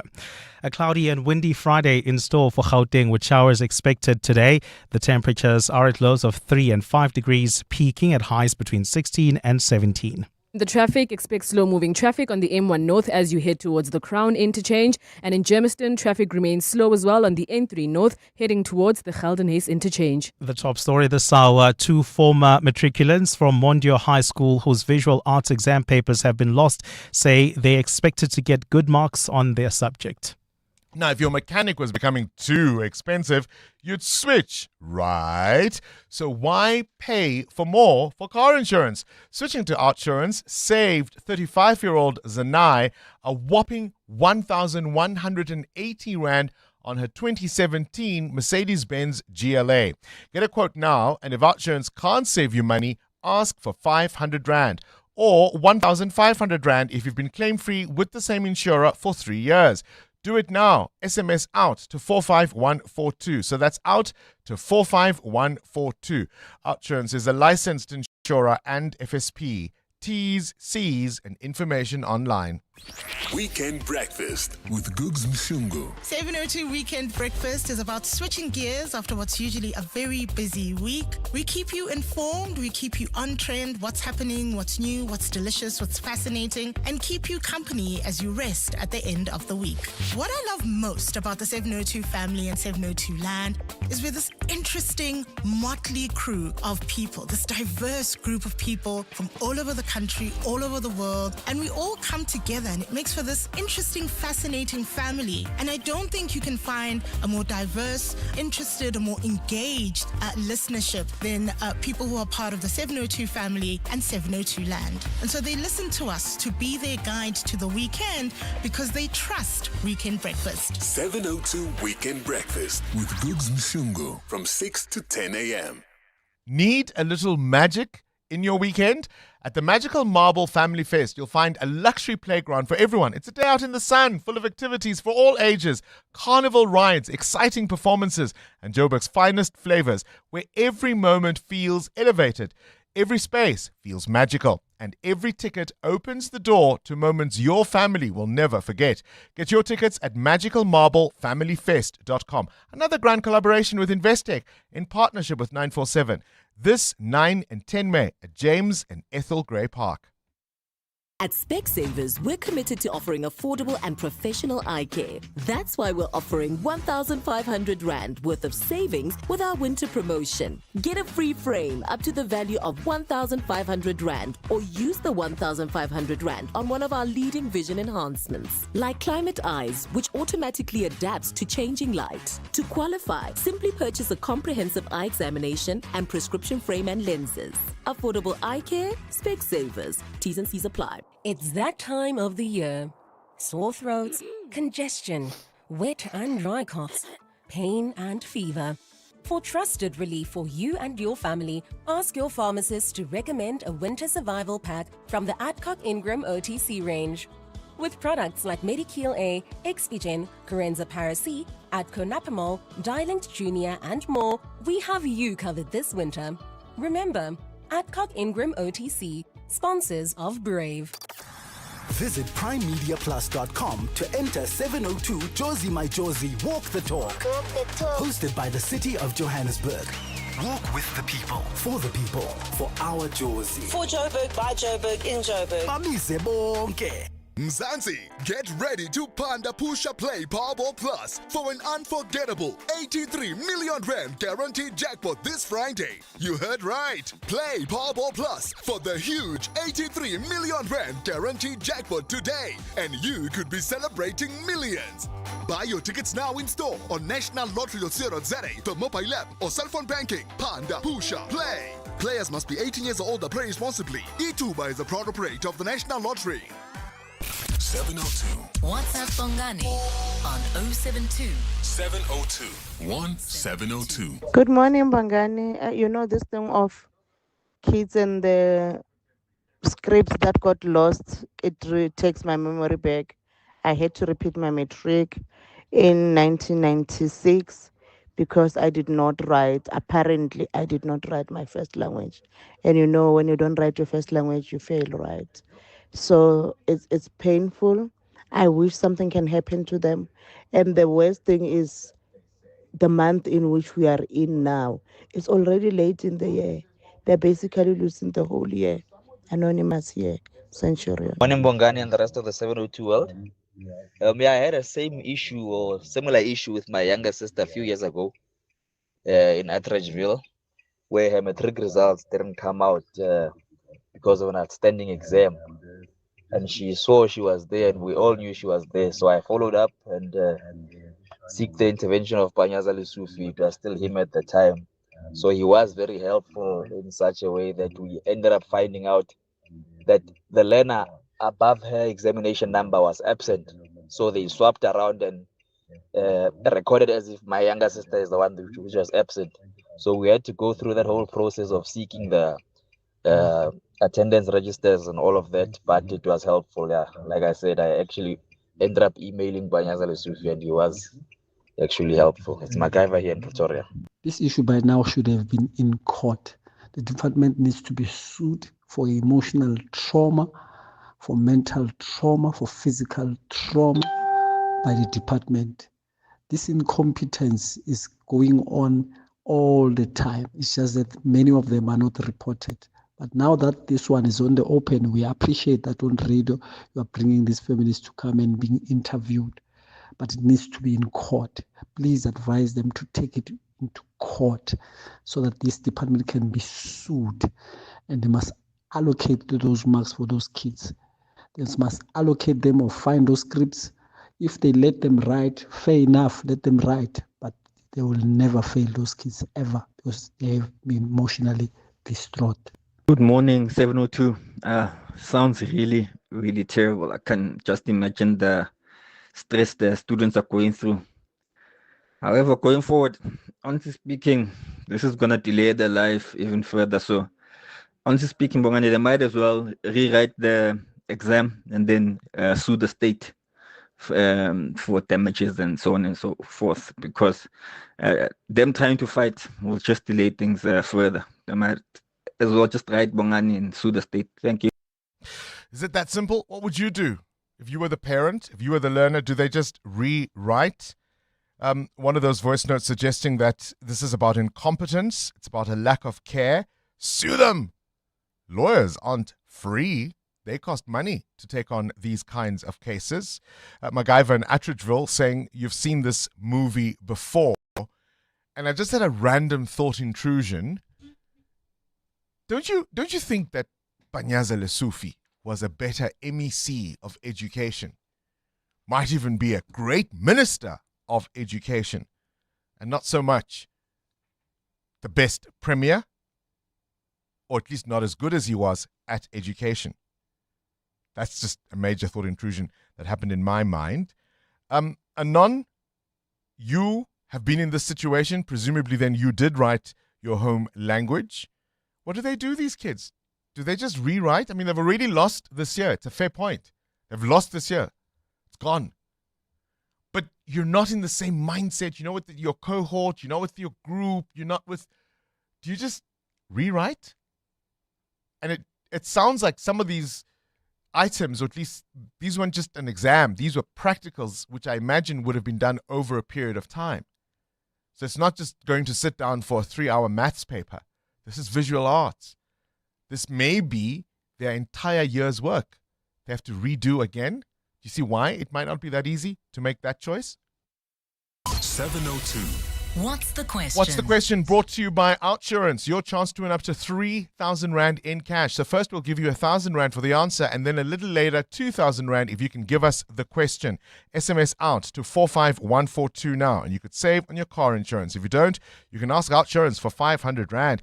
Stembiso, you're in Germiston. Please give us today's answer. 1985. 1985, the year of We Are the World, hey? Stembiso, tell me, have you got yourself a quote from Outsurance? Yes, I did. Your biscuit, 1,000 Rand is coming your way, all thanks to 702 and Outsurance. Stembiso says 1985 is the answer. What's the question? And no, it's not about We Are the World.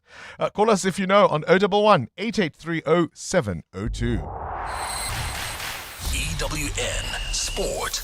All right, Anthony Teixeira in for Cindy Paluta. A villain if I ever saw one. Mm-hmm. Proudly so. Aston Villa, that's the team I've supported since at least 2007. It's happened from... Supporters are called villains. Yeah. Before anybody takes me to the BCCSA. I mean, do we call it? Yeah, we do. Oh, you villain, you. Tell us more. It's happened from Ollie Watkins, Emi Buendia's penalty, and a delightful double from Super John McGinn led Aston Villa to the Europa League final. The villains overturning a first leg goal deficit to win that semi-final 4-1 on aggregate over Premier League rivals Nottingham Forest. Unai Emery, who enters a 6th final in this competition, winning a record 4 times, called on his side to continue the balance from that Villa Park victory. But I was getting balance during the game as well. How we started, how we were progressively responding our plan, how the players as well, they were getting individual tasks strongly, and through it scoring 1 goal, through it scoring the 2nd goal. I think the match was going forward like we planned. Well, they'll face Freiburg for the title later this month, and Crystal Palace is still in the hunt for a 2nd ever club trophy after making the Conference League final against Rayo Vallecano. Real Madrid have opened disciplinary proceedings against Federico Valverde and Aurelien Tchouameni over incidents that occurred Thursday morning following their first team's training session. Spanish media reporting that the row started the day before and ended with the scrap in the dressing room. Valverde was taken to hospital to receive treatment for head injury, with the club confirming that the Uruguayan international was in good condition but would be out for up to at least a fortnight, although he was taken to social media to deny any physical altercation between the pair, instead saying that he accidentally hit a table and caused a cut on his forehead. This will see him miss Sunday's El Clasico against rivals Barcelona, which could see the Catalan Giants claim the La Liga title if they avoid defeat. Meanwhile, a petition demanding the departure of Kylian Mbappe from Los Blancos has received over 30 million signatures. According to the French newspaper La Parisienne, security experts said it's possible that bots are voting through artificial intelligence tools. Yeah, I mean, so at issue, as we discussed with Cindy yesterday, he needed some time off due to an injury, and he can do whatever he wants when he's off. He was seen on a yacht, and fans are upset that he wasn't there with the team, even if he wasn't playing. But he's Kylian Mbappe. Who's going to buy him? Is there any club in the world that can afford him? Well, I think even about Arsenal will have made a tidy profit this season, but still, he's Kylian Mbappe. Yeah, but there's a certain team that plays in Manchester who seem to love to get stars from Real Madrid that might be past their prime. Not that he is. Just saying. 85 goals the last 2 seasons. Excuse me? Yeah, no trophies though. It's all very well and good. It's an 11-man team. Maybe you should trek back more. Maybe then they'd still be in the Champions League. And in tennis, in the Italian Open, we have home favourites Berrettini and Sonego both out, as well as Shapovalov and Tsitsipas. Meanwhile, women's world number 1, Arina Sabalenka, Coco Gauff, Jasmine Paolini and Mira Andreeva all advanced to the third round. Anthony Teixeira, Eyewitness News Sport. Clement Maniatella. Weekday mornings, 9 to 12. 9 to 12. You are trying to represent your workers. You're trying to get them to have salaries that are in line with the category of the municipality. But the reality here is Johannesburg may be category 10, but does it have the budget of category 10? Because what Treasury is saying is they just don't have the money to even agree to that 10 billion rand agreement. I think what Treasury is looking at, they're looking at it from a wrong point. Acknowledge the fact that the city might not necessarily be having the entire 10 billion at the same time. We then agreed to say the city must then look at its own finances and what is it that it can afford over a period of time. We then came to an agreement that indeed you will not implement it at once. Mpho Tladinyane is the provincial secretary for Samoa. Clement Maniatella. 9 to 12 on 702. You've seen the pressure, the passion, the plates. This week, the top 10 take on an ingredient almost every South African has had in their cupboards at some point: the 2-minute noodle. It sounds simple, but in the MasterChef kitchen, even the quickest comfort food has to be transformed into something clever, flavorful, completely unexpected, and it must look beautiful. What starts as a humble packet of noodles quickly becomes a fight for future advantage, and at this stage of the competition, every extra minute matters.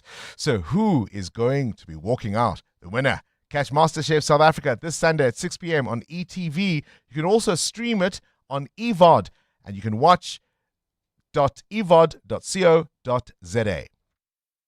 Hi, this is Teko Modise, Hollywood Bet's brand ambassador.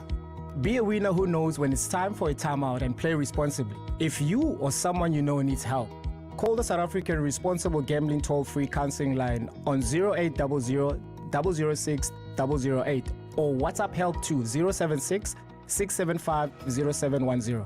Hollywood Sportsbook is a licensed betting operator. Hollywood Bet supports responsible gambling. No person under the age of 18 years are permitted to gamble. Winners know when to stop. No one gets fit overnight. It takes discipline, and your money is no different.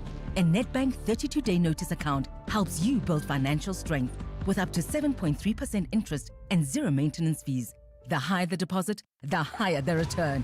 Invest in under 2 minutes on the Money app and get money fit with Nedbank. For more information, go to nedbank.co.za. See money differently. Nedbank, we're a licensed FSP and registered credit provider. T's and C's apply. EWN Traffic. 9 to 8, this EWN Traffic brought to you by the House of Citroen. The all-new Citroen Basalt is here. Book a test drive at citroen.co.za. Humus, you were telling us about trouble on the N3 South. This is in the Bedfordview area. What's the latest there? Yes, thank you, Bongs. If you're heading towards Bedfordview, there has been an accident on the N3 South at Modderfontein Road, and it is slowing down traffic, so please be on the lookout for that as you head in that direction. Over in the capital city, there's heavy bumper-to-bumper traffic on the N1 South between Sifako Makhatho Drive and the Proof Plus interchange near Queenswood. And in Pretoria CBD, Hermanstad, there's still heavy delays as well on Eskempahlele Drive, with pressure only easing up just after Vomhagen Road. Also look out for faulty traffic lines. This is in Midrand at Olifantsfontein in Old Pretoria, in Fourways at Winnie Mandela Drive and Monte Casino, as well as in the city of Tshwane in Noordwijk at the R55 and Summit. I'll have more updates at the top of the hour. There's more EWN on air, online, and on the EWN app. The all-new Citroen Basalt is here with keyless entry, wireless Apple and Android CarPlay. It's made to look good and make life easy.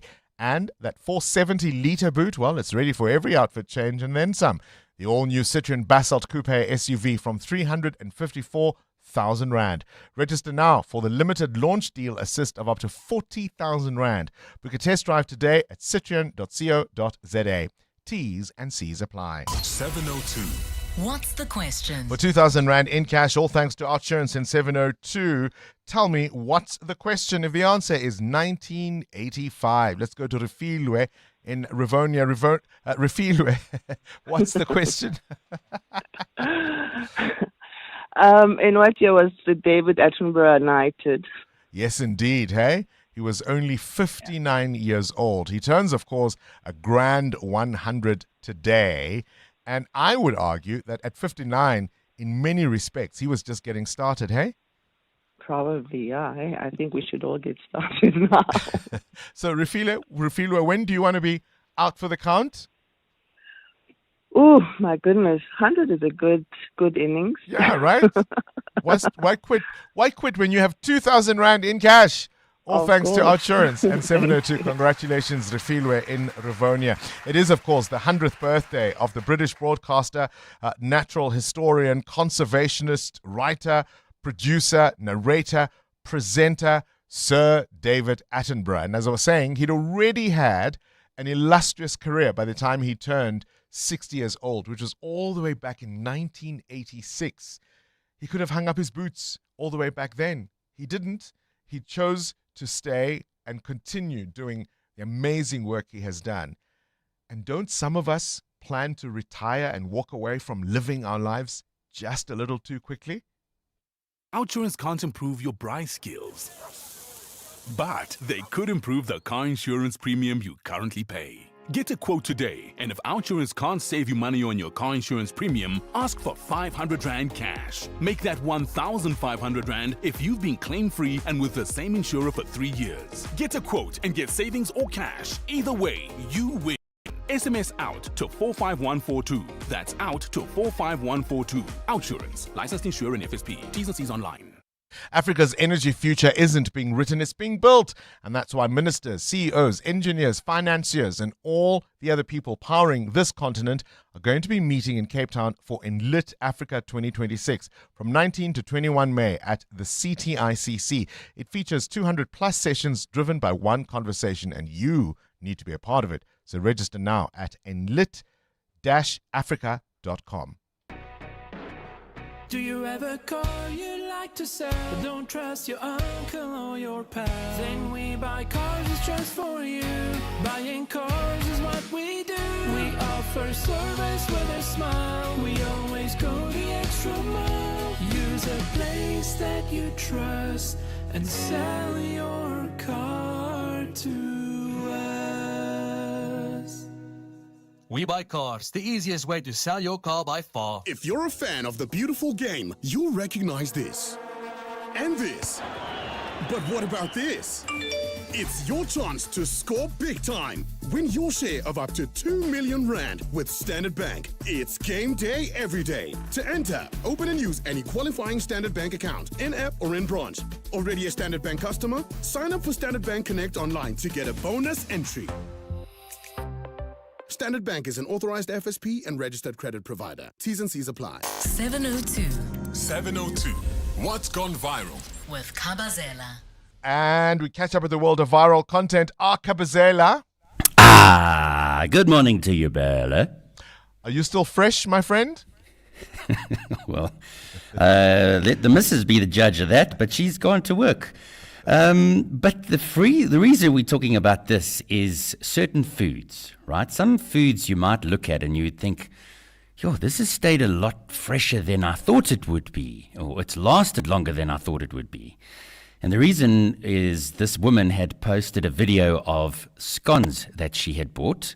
Now, this video has got 3 million views, and it's just a video of her tossing these scones about. And you can see on some of them, there's little bits of mold on the scones. And the reason probably why it's gone viral is because she said, oh, after a week and a half, these scones are stale. Now, people are saying, Sisi, you can't expect scones to stay fresh for a week and a half. I mean, I think maybe 3 days at most, and they're done. They go off. So maybe she's learned something there. But a lot of people also said, you know, you can put them in the fridge and they may last a little bit longer. But generally, you've got to eat them within a couple of days, right? And normally they're for big events, funerals or other gatherings. So I don't know what she had so many in her house for that she thought they were going to last. But for me, if I answer my own question, foods that I look at and I'm very surprised at how long they last, it has to be the burger rolls at Woolies. Now, not the ones with the little seeds on the top. It's just the plain rolls that you get from Woolies. A week and a half later, those things are still fine. There is no mold. There's nothing on. And I'm not saying I'm going to eat them, but you know, if you've had, I think they come in 6, right? And if you maybe have one left over or whatever it may be, that thing is fine. It's got no mold on nothing. But you've just said you won't eat it. No, I won't eat it. No, because I'm thinking, how can it be fine if you won't eat it? How can it be that a roll can last that long? Can I raise you one? Very quickly? Yes. Yeah. During the pandemic, during lockdown, in 2020, I bought a tub of Horlicks because I used to love Horlicks growing up. And I wanted to introduce it to my daughter. I found it unopened the other day in my grocery shelf. And I'm almost willing to take the risk. Do you think I should? Take the risk and 6 put it on years ago. Instagram. Yeah, so that at least we have proof of life. All right. Send us a WhatsApp voice note on 072-702-1702. What foods surprise you or have surprised you in terms of how long they last? 702 Feedback with Rupfiwa Kone. Rupfiwa Kone, should I drink my Horlicks? My tub of Horlicks? 6 years, Bongani. Yeah? Food I haven't poisoning. opened it. I'm worried. I'm concerned. I wouldn't take the chance. It's Horlicks. I mean, it's too long, Bongani. It's far gone now. So mean. Let it go. What other feedback do you have? Well, Bongani, lots of reaction coming through from the big interview this morning. A lot of people feeling a little bit touched after the students took the time to study and do what they needed to do on their end, only to find that they are not getting their results. They are urging these students to rather sue the department because they the don't. rewrite, it's not. This is visual art, so you have to submit a body of work to the final examination. It's not just the 3-hour exam at the end of it, right? That might be, I don't know, about the history of art or something like that. I didn't do visual arts, I don't know. But the point is, it's work they've done over a period of time. So it's not as simple as just rewriting it. It's emotional distress, Bongani, and it's a whole year now has been taken away from their time. They need to be compensated in one way or the other. Well, Eyewitness News will continue running that story. These hapless learners from Mondeor High who say they wrote their matric exam, the department says they didn't. What should happen next? This Eyewitness News is brought to you by ShopRite. Lower prices you can trust always. This is EWN. The future of former Mondeor High matriculants remains in limbo. I put so much time and effort into studying for my finals, and these emotions I felt was very new to me.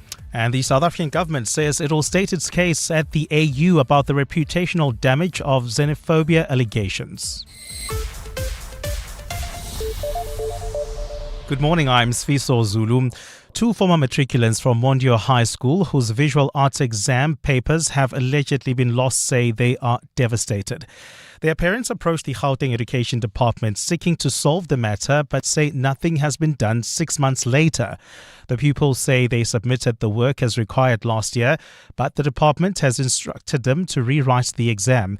Their parents believe the work might have been misplaced by the school. Former pupil Aidan Aronser says this is a setback. I'm devastated knowing that I put so much time and effort into studying for my finals, and these emotions I felt was very new to me. Jabulile Mbata has more on the story. The parents say they have proof the work was submitted, and their parents say since January, the department has told them it is investigating, but there has been no outcome. We have proof that their diaries has been signed. There are signatures. So we would like to know who those signatures belong to, because in essence, if there's a signature on the diary, mean that it was moderated. She alleges the subject teacher admitted admitted to them that the papers were submitted, despite what the department now says. They refuse to give us evidence of the submitted registers, which the subject teacher at Mondeor High confirmed that he has submitted to both the district as well as the IDSO, which is the cluster leader. While the department investigates, it has suggested that the learners rewrite the exam. Jabuli Limbata, Eyewitness News. A new witness is expected to testify at the Madlanga Commission of Inquiry today to continue testimony about the theft of drugs at the Hawks offices in Port Shepstone. The witness has, however, requested to testify in camera due to the sensitivity of his statement. The Commission will make a ruling on the application this morning. Alfara Mushwana reports. The past two witnesses at the Madlanga Commission of Inquiry have emphasized several irregularities in the Hawks' handling of the confiscated cocaine worth 200 million rand. The commission heard that the cocaine was never supposed to be stored at the Hawks' offices and that the drugs were also never taken to the Forensic Science Laboratory for testing and destruction. Retired Hawks officer Jacobus Prinsloo told the commission's co-chairperson Advocate Sandile Khumalo that the Hawks' storage facility was not equipped to safely store such a large quantity of drugs. You didn't say either we increase security or you take your consignment because it's not safe in my office. I did not do that, Commissioner. Witness H will also lead evidence on the theft of the drugs. Alpha Ramshwana, Eyewitness News, Pretoria. A forensic investigation into the appointment of Social Development Minister Sisisi Tolashe's former Director General has revealed that she was uncooperative in assisting with the probe. This despite Tolashe ordering the investigation after it emerged that Peter Nechipale signed a 5-year contract when Cabinet only approved his appointment for a year. The investigation says Tolashe failed to answer several questions about whether she discussed the discrepancies with Nechipale before she instituted disciplinary action against him. Lindsay Dentlinger reports. Last year, Minister Sisisi Tolashe told Parliament it was merely a clerical error when the former Director General was issued with and signed a 5-year contract and pinned the blame on the Department of Public Administration. A forensic investigation has found that this potentially opened the door for both parties to intentionally cause an irregularity in the appointment. On Wednesday, Tolashe changed tack and told Parliament's Portfolio Committee her digital signature was used without her knowledge.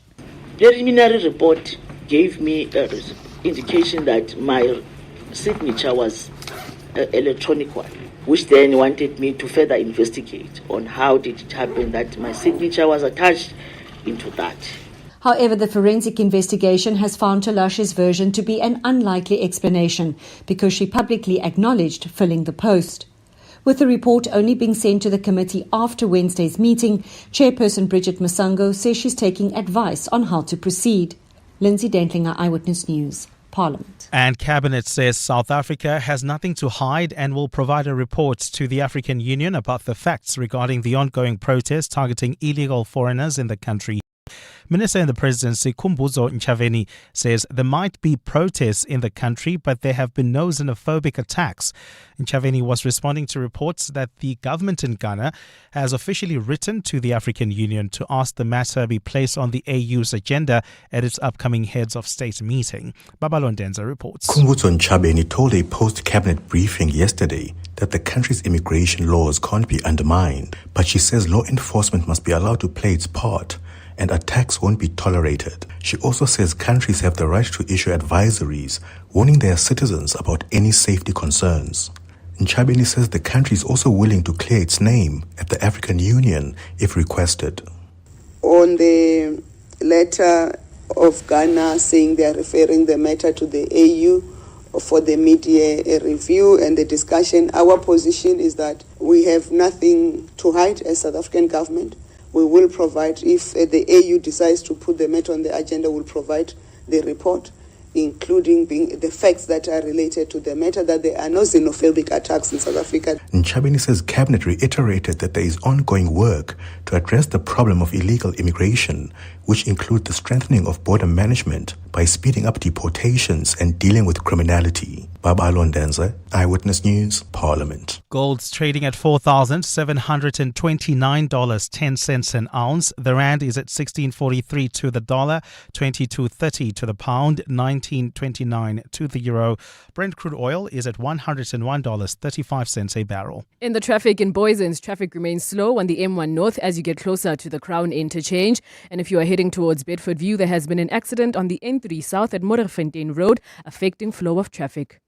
And in your sport, Aston Villa make first European final appearance in 44 years, while Crystal Palace go after a second trophy in the club's history. We have Real Madrid opening disciplinary proceedings against Valverde and Tchouaméni over an incident that took place Thursday. And 30 million have signed a petition to have Real Madrid sell Kylian Mbappe. A cloudy and windy Friday in store for Gauteng with showers expected. The temperatures will peak at highs between 16 and 17 degrees. The top story in EWN this hour, 2 former matriculants from Mondeor High School whose visual arts exam papers have allegedly been lost say they are devastated. EWN, in touch, in tune and independent.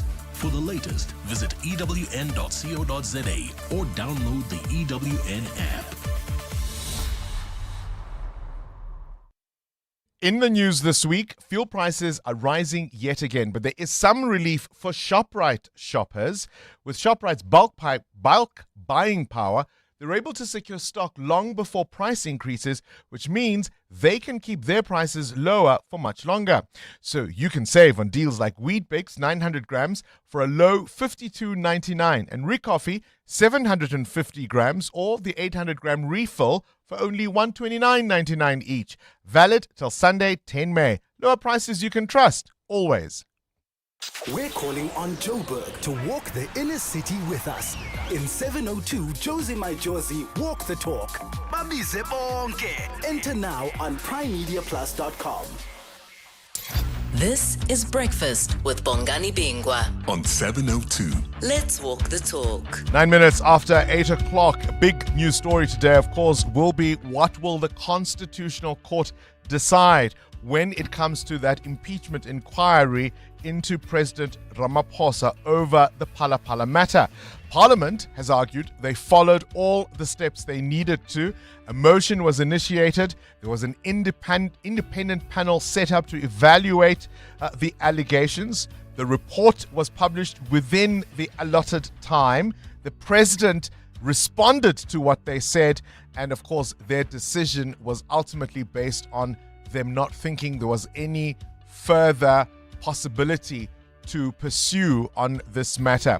Procedurally, it may have been the right thing to do, but was it the rational thing to do? And what will President Ramaphosa do in response should it not go his way? Good morning, Bongles. Comment on the Phala Phala judgment today at the Concord. Even if the Concord says to Parliament, you guys need to redo this process, you might have skipped processes. It's going to take another 2 years for Parliament to deal with this thing. We know these people like to take time. And by the time they have to deal with this thing, Cyril would have left the presidency. So I think this entire thing was pointless. It's only going to come back to haunt Cyril when he leaves the presidency. That's my comment. It's Kanyan Katlon. Thanks. This is Breakfast with Bongani Bingwa on 702. Let's walk the talk. 11 minutes after 8 o'clock, Kabazela wants to know what's that food that has surprised you in terms of how long it's lasted. I mentioned my dilemma. Muteo, Khomotso, what do you guys think? I have a tub of Horlicks. I used to love Horlicks growing up, and I've got all sorts of memories around it. And during the lockdown, I bought this tub because I wanted to introduce my daughter to it. I forgot about it. I discovered it the other day clearing out cupboards, and I just haven't been able to bring myself to throw it away. 6 years later, should I open it? Muteo is going, huh? 6 years. You know that meme where the guy shakes his head? The story was coming along nicely until I said 6 years later. 6 years. I haven't even checked the expiry date. It probably doesn't say 6 years. Might still be good. Try it this weekend. If I'm not here on Monday. You know. Morning, Bongani, Gobazela. I think you should be asking whether our food is surprising us in a good way or a bad way. I had a shop-bought Swiss roll, which we ate half of, and then for some reason it ended up in a corner behind the recycling. Month later, discovered this, And lo and behold, it's still perfectly spongy, no spots, and it looked edible. But that made me really question what goes into our food. And needless to say, I no longer buy shop-bought Swiss rolls. Morning, Bongani and 702 Landers. Listen, that old store that used to be called Fruit and Veg, I don't wanna say its name now. If you buy the grapes there or the oranges there or whatever fruit, yeah, those things will last forever and ever. Amen. Yeah, According to off, guys. According to off. Morning, Bongos and team. Woolies baked goods really just generally last longer. Even the bread, I'm not a big bread eater, and so my husband is the one that eats bread, but it lasts long, man. Generally baked goods from Woolies last, but also amasi from Woolworths. Still good after a long time, after opening. Still very good. Hi, Bongani, Makoma here. So out of all the food brand, and I discovered this when I started living alone because I didn't eat much, Blue Ribbon bread lasts long, like very long, 2 weeks long. It lasts long. And I'm not sure also if I want to eat it after a week because I know bread doesn't last that long, but it lasts very long. Well, shout out to Blue Ribbon, I guess. Yeah, think of the bread you would bake, eh? Because as the first voice note suggested, that something is off. It just lasts too long. It's off because it lasts. But there's a point to it, right? There's a point to it because if the bread you bake wouldn't last that long, what's the secret ingredient that's stretching the longevity of the one you buy from the shops? Woolies getting quite a lot of compliments this morning. Well done. EWN Traffic. Up next, we find out what you can enjoy at the cradle of humankind this Mother's Day. In the meantime, at 8:15, this EWN Traffic brought to you by Outsurance. SMS out to 45142 now, and you could save on your car insurance. If you don't, you can ask them for 500 Rand. Khomotso? Thank you, Bongs. In Boysens, traffic remains slow on the M1 North as you get closer to the Crown interchange. Meanwhile, in the opposite direction, the M1 South is experiencing heavy delays. This is from Woodmead Drive to the Collett Drive. Not sure why, but maybe you can come and tell me. In Germiston, there's still some traffic pressure as well on the N3 North. This is as you head towards the Geldenhuys interchange. And if you are going towards Boksburg, there's slow-moving traffic on the N17 West between Osborne Road and Rondebelt Road. If you come across any other traffic, please do send us a WhatsApp voice note on 072-702-1702. There's more EWN on air, online, and on the EWN app. The Outsurance Pointsman can't help you make small talk with the other school moms, but they can help you get to the game on time. Seeing them on your route just makes you feel better. The Outsurance Pointsmen have been easing traffic congestion so everyone gets to where they need to be quickly and safely, and they've been doing it for the past 20 years. With Outsurance, you really always get something out. In proud partnership with 702. Show them some love online using hashtag #PointsmanLove. Outsurance is a licensed insurer and FSP. 702. This weekend. 16 after 8. What does it truly mean to celebrate motherhood? Is it just flowers, or could you do it with space, sound, something that lasts just a little more? This Sunday, the 10th of May, at the Cradle of Humankind, just outside Johannesburg at the Nyrox Sculpture Park. Well, doors will be open for something that's more than just a concert. It's called Mom, and it's a full-day experience of music, art, food, storytelling, built around the idea of honoring mothers in all their forms. Voices like Lyra, the scale of a 20-piece choir, and you get to walk through world-class sculpture and taste some of the Cape's best wines, all in one place, all in one day. We're joined by the curator and impresario of the Nyrox Sculpture Park, Lloyd Anthony Smith. Lloyd, a very good morning to you, and thank you for your time this morning.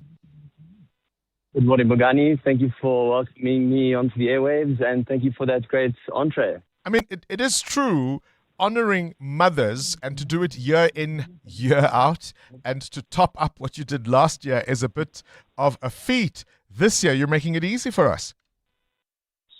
Yeah, I think celebrating moms in nature and through creativity and experience, it's the best ode that we can manage. And yeah, as you mentioned, we've just got a wonderful array of experiences across art, food, music, and nature for moms and the whole family to enjoy.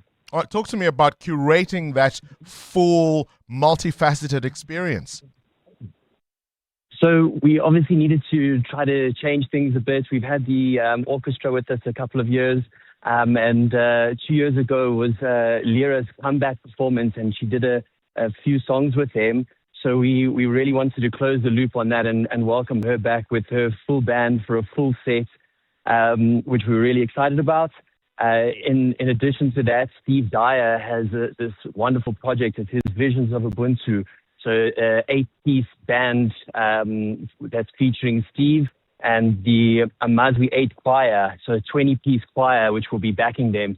So sonically, just an absolute feast there in the cradle. And then joining them is Shotgun Tori and Alf Tebza, who are going to be doing their own compositions and some covers, also just celebrating moms, everything from Nina Simone to John Lennon, and Batini is also going to be playing some vinyl music for us, also within the thematic. Imagine, you've put a spell on us, hey? I mean, seriously, there's something obviously symbolic. It's the cradle of humankind. We're celebrating motherhood. How much does that specific location shape an experience like this?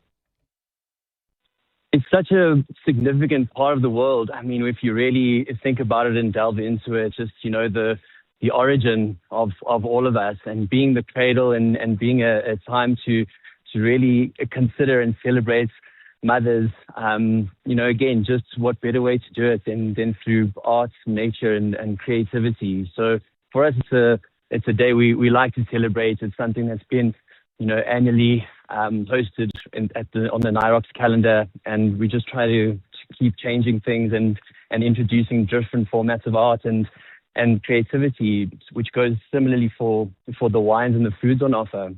Now, of course, I imagine this is meant to be an intimate experience. It's not for very big crowds. It's a premium experience, and that means tickets are limited. Yeah, tickets are limited to ensure it's an intimate experience, and everything is curated to suit those numbers. So there are a few tickets still left over for listeners who are keen to join.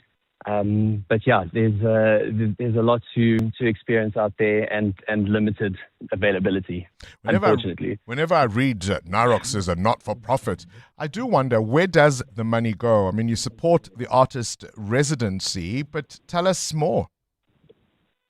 So NIROX is a foundation. The money that is generated from events and productions goes back into the maintenance of the grounds, the running of the artist residency, sculpture production, and all the elements it takes to maintain a space of that size and that ambition.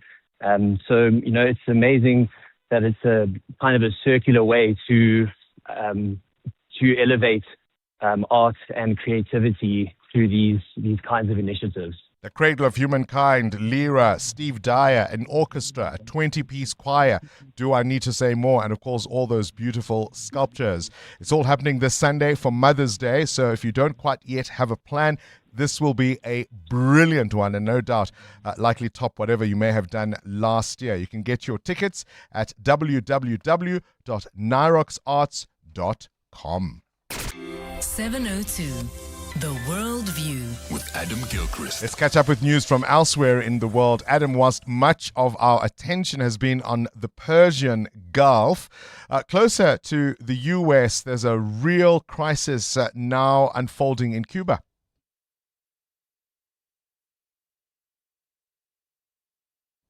Just checking our connection there. Adam Gilchrist, do we have you?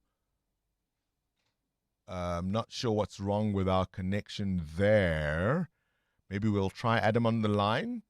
KG, going once, going twice, and not yet. What's wrong with our connections this week? Is it the internet?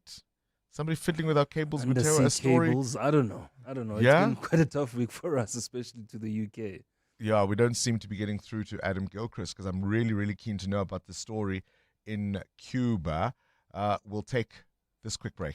The Midday Report. Weekdays, 12 to 1. And Cameron, what happened there? The long and the short of it is that Mr. Adams went there on own accord. We never received any kind of formal report as a committee either from the visit. Are you worried about this at all? Not at the moment. I don't understand why they would say it's illegal in any way. It's the same as with any other ordinary South African. The escort that he was receiving is actually above and beyond what an ordinary South African would have. What we've seen so far, publicly at least, it seems that there's been reasonable grounds the way that they've treated him. The Midday Report With Mandy Wiener. 12 to 1 on 702. 702. 702. The World View. With Adam Gilchrist. All right, I think we've re-established that connection. Adam, can you hear us? And no is the answer. KG? No connection through to Adam? Sometimes what happens, Mateo, I've been on Zoom meetings. Yeah. You open two windows. Yes. You can see the picture, but one of them loses the audio. The audio. So one would be the app. It's happened to me before. One would be the app and the other would be the browser. So you'd probably have the picture on the browser and the audio is open on the app, but you've muted it. So it's one of those.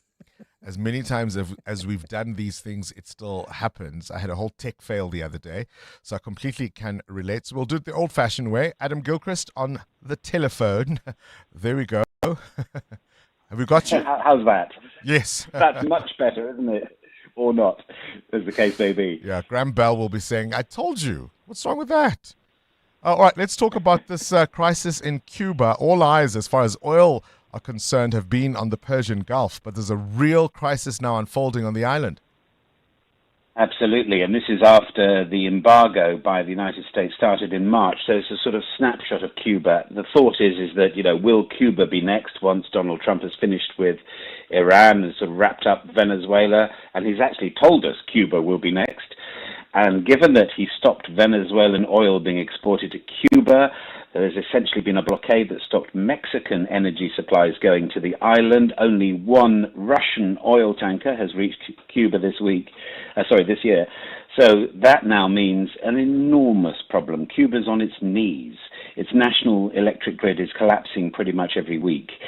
Has no alternative power, very little gas. People are walking through the streets of Havana carrying torches because there's no other illumination. Government food stores and bakeries, heavily subsidized, but they're either closed or empty most of the time. People are going hungry, and also tourism. Although tour companies have stopped going, even if tourists themselves could technically go to Cuba. So what we have is a country ripe for the picking, and what is Donald Trump going to do with it? It does seem that he is the only player in town, as that poor benighted country will tell you. Let's talk now about developments in tech in South Africa. We do quite a lot of home deliveries, but not through drones. No, although medical supplies, I believe, are being delivered by drone in South Africa and in lots of countries in the world, including in the UK, for instance. But now we have Amazon as the first commercial retailer to start a drone delivery service outside of the United States. So obviously they've been trialing things there. Sometimes you think, well, you need lots of space, and it's true. We don't think the future of drone deliveries is in packed, high-level cities. So I can't see them anywhere near central London because there just isn't the space. And then you have overhead power cables, and then you have other things that fly about. And also, the initial trial, this is a new trial that's happened in Darlington in the northeast of England in County Durham. The packages can't be bigger than a shoebox, because after all it's been carried by a drone, and they can't be more than 2.2 kilos. So one bottle of wine per delivery, possibly with a bag of rice. Does that fulfill your Amazon delivery needs? It's a trial, so I guess it will expand, but there are certainly plenty in County Durham going, nah, I prefer the old-fashioned way. A bit like a telephone, eh? Now, if you've ever been on holiday, Adam, you'll know all about the Sunbed Wars. At the dawn dash to get your towel on a sunbed. I mean, it just seems ridiculous. And I remember several holidays where my wife and I said, well, no, we're not going to do that. That's just stupid. You begin to have to join them because you can't beat them. So you find yourself at 7 o'clock in the morning trying to bagsy a sunbed for your kids or whatever.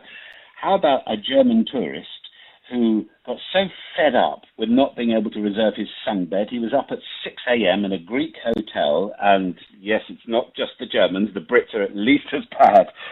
He couldn't do it, so he sued for compensation and has won. A court in Hanover, Gott im Himmel, has agreed that his dawn dash regularly at 6 a.m. when he didn't get a sun lounger was enough to earn him 900 euros, which is roughly speaking, 17,000 rand, more or less, I think, as a good old sum for not getting a sun lounger. I mean, it's difficult to get compensation for anything these days, but it seems not in Germany if it comes to sun lounger exasperation. Yeah, no, I've been at hotels or at resorts where you walk out after breakfast, it's 9:30 in the morning, and there isn't a single sunbed to be found. I can completely relate. Adam Gilchrist with this morning's Worldview. EWN Business. Right, let's talk vehicle sales now. Muteo Haripe, Toyota saying they're up higher despite the U.S. tariffs. Yeah, Toyota's quarterly operating profit missed estimates amid higher tariffs that raise costs for the business. Toyota Motors says operating... Oh, I got it wrong. No, the revenue's still higher. Oh, okay. But it could have been even better if they didn't face... So the tariffs did affect them. Yeah. Toyota Motors says operating profit is down 49% as higher U.S. duties bite the business. Our vehicle sales in the fourth quarter also falling to 2.2 million vehicles from 2.3 million a year earlier. Now, sales volume saw a 1.9% rise compared to last year. The world's largest automaker by vehicle sales cut its annual operating income forecast. The U.S. has slapped Japan with a 15% tariff on its cars and automotive parts. Toyota's revenue was at $7.6 billion, down from last year's figures. The company's shares currently down 2%. Market roundup. Yeah, Asia-Pacific markets are traded lower this morning as concerns grew over renewed hostilities between Iran and the U.S., but the market not too cautious this morning because the oil price is still down. The rand at this hour, 16 rand 42 against the U.S. dollar. It's strengthening further before that 9 a.m. JSE open at 19 rand 28 against the euro and 22 rand 29 cents against the British pound. Price of gold also up at $4,726 an ounce, while platinum is up more than 1% at $2,060. Brent crude flat this morning, down 3% at exactly $100 a barrel. More business from Stephen Krotos later this afternoon. Straight to the news desk we go. Coming up next, we'll tell you about the Magic Marble Family Fest. It's all to do with Mother's Day. And this case of these two kids, a lot of people are really responding to it. Sfisa Zulu. That's right, Bongani. Good morning. Two former Mondeor High School matriculants whose visual arts exam papers have allegedly been lost say they are concerned about their future. In January this year, Aiden Aronsa and Ayush Maharaj were, as a result, informed by their school that the subjects would not have a final mark. The pupils say they submitted the work as required, but the department has instructed them to rewrite the exam. The two former matriculants say their lives have been put on a standstill because of the dispute about their marks remaining unresolved 6 months later. The High Court in Pretoria will today hear the final submissions in a high-stakes case where 4 big law firms are challenging the legal sector code of good practice. The firms are opposed to provisions that require, among others, 50% black ownership and representation, including 25% of black females at senior levels in 5 years. The challenge has been contested by a group of black lawyers associations. Advocate Moses Kakane told the court that white-owned firms continue to benefit from both private and government work while sidelining black advocates. Black professionals have no stake in both, including the black government. Because the reason this code is put here, which is not radical enough, is that the reason government has codes like this, including BEE, it's because it actually wants to brief this minority of white firms. And it tells them, please have a sprinkle of black people with you so that we can brief you. The prosecution in the case against suspected crime cartel boss Vusmuzi Matlala says his lawyers have requested information that the NPA does not have. Matlala, along with his wife Tsakani and 3 others, returned to the Johannesburg High Court yesterday, where the date for their trial was set for July. But the court is still dealing with the disclosure of certain information by the state. The accused face 25 counts, including 11 of attempted murder for 3 separate shootings. Has more. Among the particulars requested by Vusmuzi Matlala is the vehicle tracking data from all the police vehicles that were part of his arrest and the statement of Tebogo Tobejane, Matlala's ex-girlfriend, who he is now accused of attempting to murder. But prosecutors say while they are willing to provide the details that they can find, they cannot produce what they do not have. Advocate Elise Leroux. The state is not unwilling to provide. We have provided a lot. More than what is in the printed docket. But it should also be reasonable. The state has until next week to make disclosures. Thereafter, Matlala's lawyers say they plan on bringing an application to compel the state to produce all particulars. Khomzamudise, Eyewitness News, Johannesburg. And at least 5 people have died in a huge blaze at a concert in southeastern Mexico. The officials say the blaze in the city of Valdemosa erupted during the show yesterday. About 135,000 people were attending the concert that started on Wednesday night. Footage has emerged on social media showing screaming crowds fleeing the grounds in panic. The cause of the fire is being investigated. A cloudy and windy Friday in store for Gauteng today with showers expected. The temperatures will peak at highs between 16 and 17 degrees. In the traffic in Centurion, traffic is at a crawl on the N14 East from Voortrekker Road to the Brakfontein interchange, and traffic remains sluggish on the N3 South from Modderfontein Road to the Galulis interchange. The top story, 2 former Mondeor High School matriculants whose visual arts exam papers have allegedly been lost say they are concerned about their future. In unpredictable times, you need a proven approach. Try this. Think of a number between 1 and 10. Add 6. Subtract 3. Now subtract your original number. Got 3? Of course you did, because the method is certain. That's predictability. It's consistent, reassuring. It's our disciplined approach delivering real value for you year after year. That's why PSG is proudly predictable. Visit psg.co.za. Affiliates of PSG Financial Services, a licensed controlling company, are authorized financial services providers. Add a pinch of music to your weekend with the Magical Marble Family Fest, where the acts are all next level, with 2 stages, each with their own vibe. One moment you're in the middle of a Mikasa spectacle, the next you're discovering something unexpected. Get ready to enjoy some of our country's best performers, there to entertain you and your family all day and all night. Get your tickets at magicalmarblefamilyfest.com. Another grand collaboration with Investec in proud partnership with 947. This 9 and 10 May at James and Ethel Gray Park. Evolution doesn't wait. Introducing the Changan Uni S. Unexpected, unmistakable, uncompromising. Engineered to a higher standard, unlike anything in its class. Unsurprising really from China's oldest automaker. Trusted by 30 million drivers worldwide. Visit chang'anmotors.co.za for more. The Changan Uni S. Changan, driven to evolve. Looking to upgrade your office furniture this year? Desk & Chair, the direct office furniture manufacturer, has a deal you don't want to miss. Get 5% cash back towards your existing office furniture with all purchases over 350,000 Rand. Contact Desk & Chair now for more info. Visit our newly renovated showroom in Midrand or shop online at deskandchair.co.za. Desk & Chair. Think, feel, work better. T's and C's apply. 702. WhatsApp Bongani on 072 702 1702. Pele and Kabazela. Happy Friday. Flores from the beautiful Western Cape. Unwashed eggs last longer than washed eggs, and they're safest in the fridge. 3 to 5 weeks.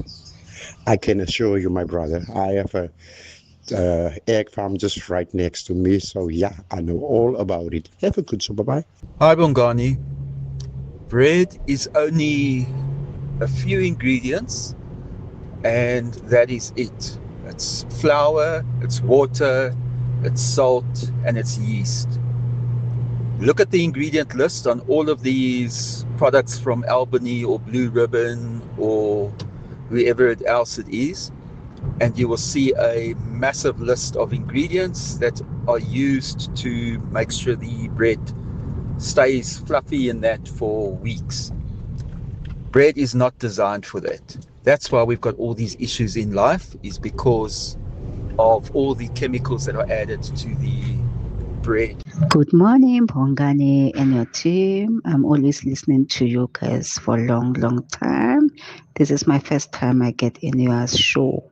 Now I prefer the veggies and the fruits. You won't go wrong. It will stay for a long, long time. No doubt. Woolies perfect with the fruits and veggies. We love knowing that you're a first-time caller. We obviously also want to know if you've been calling or sending us voice notes over a period of time. But I particularly love hearing from those who are doing so for the first time. It takes a lot of bravery to actually phone and share your opinion. Maybe people will know you or recognize your voice and you kind of wonder, oh, did I say the right thing? I sent a voice note to Clement Manyatela's show yesterday, and I sat there thinking, I want to change it. Can I take it back? And I thought, oh, is that what it actually feels like? Because I thought I'd left out other things I wanted to say and I didn't quite say it the right way. My friend Maria McCloy was being interviewed by Clement, so I wanted to send a voice note to say, hey, this is who she is. I've known her since the 90s, blah, blah, blah, blah. And I sat there thinking, was that good enough? Was that right? So I completely appreciate anybody who sends us their voice notes. EWN Sport. Anthony Teixeira, what's that food that has surprised you at times because it's lasted long? It feels like garlic to me. Garlic? Garlic feels like one of those things that just lasts Do you put it forever. in the fridge or in the cupboard? In the fridge. And it feels like it does lasts last forever. longer in the fridge. I cannot stand the smell of it, but it is able to last relatively well compared to everything else that we see in life. It's there. So let me get your advice. Muteo and Khomotso Munyai are dismissive of my problem. I bought a tub of Horlicks during the pandemic because I had fond memories growing up of Horlicks, and I wanted my daughter to taste this thing. I just forgot about it. I mean, I haven't had Horlicks maybe since the 90s. And what's the expiry date? I haven't checked. I found it in the cupboard the other day, and I just couldn't bring myself to throw it away. It's Horlicks. Okay.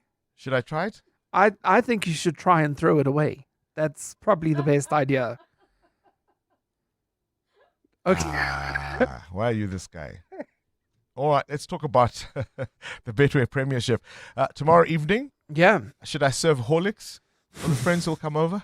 If you buy a new one. But yeah, all eyes on the Betway Premiership title race Saturday evening. First up, Mamelodi Sundowns have a chance to bury the midweek draw against Kaizer Chiefs as they tackle Siwalele at the Lucas Moripa Stadium.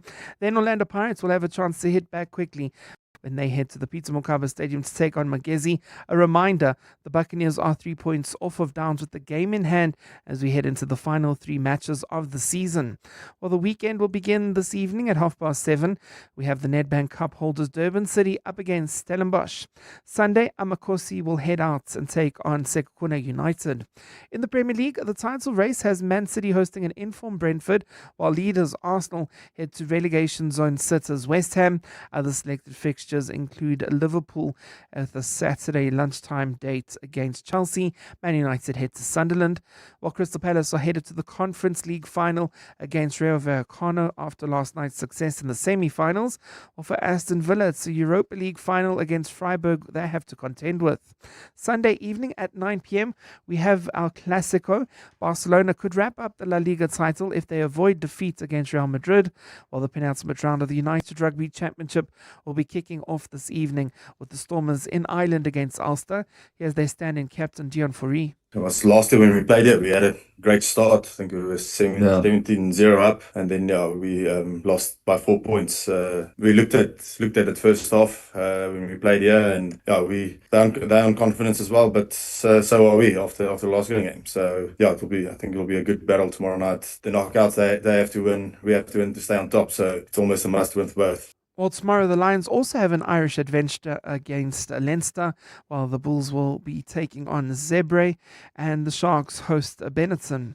In cricket at 4 p.m, the IPL will have the Delhi Capitals against the Kolkata Knight Riders, while throughout the day in tennis at the Italian Open, round of 64, Iga Swiatek, Madison Keys, Jessica Pegula, Naomi Osaka, all starting their tournaments after receiving first-round byes.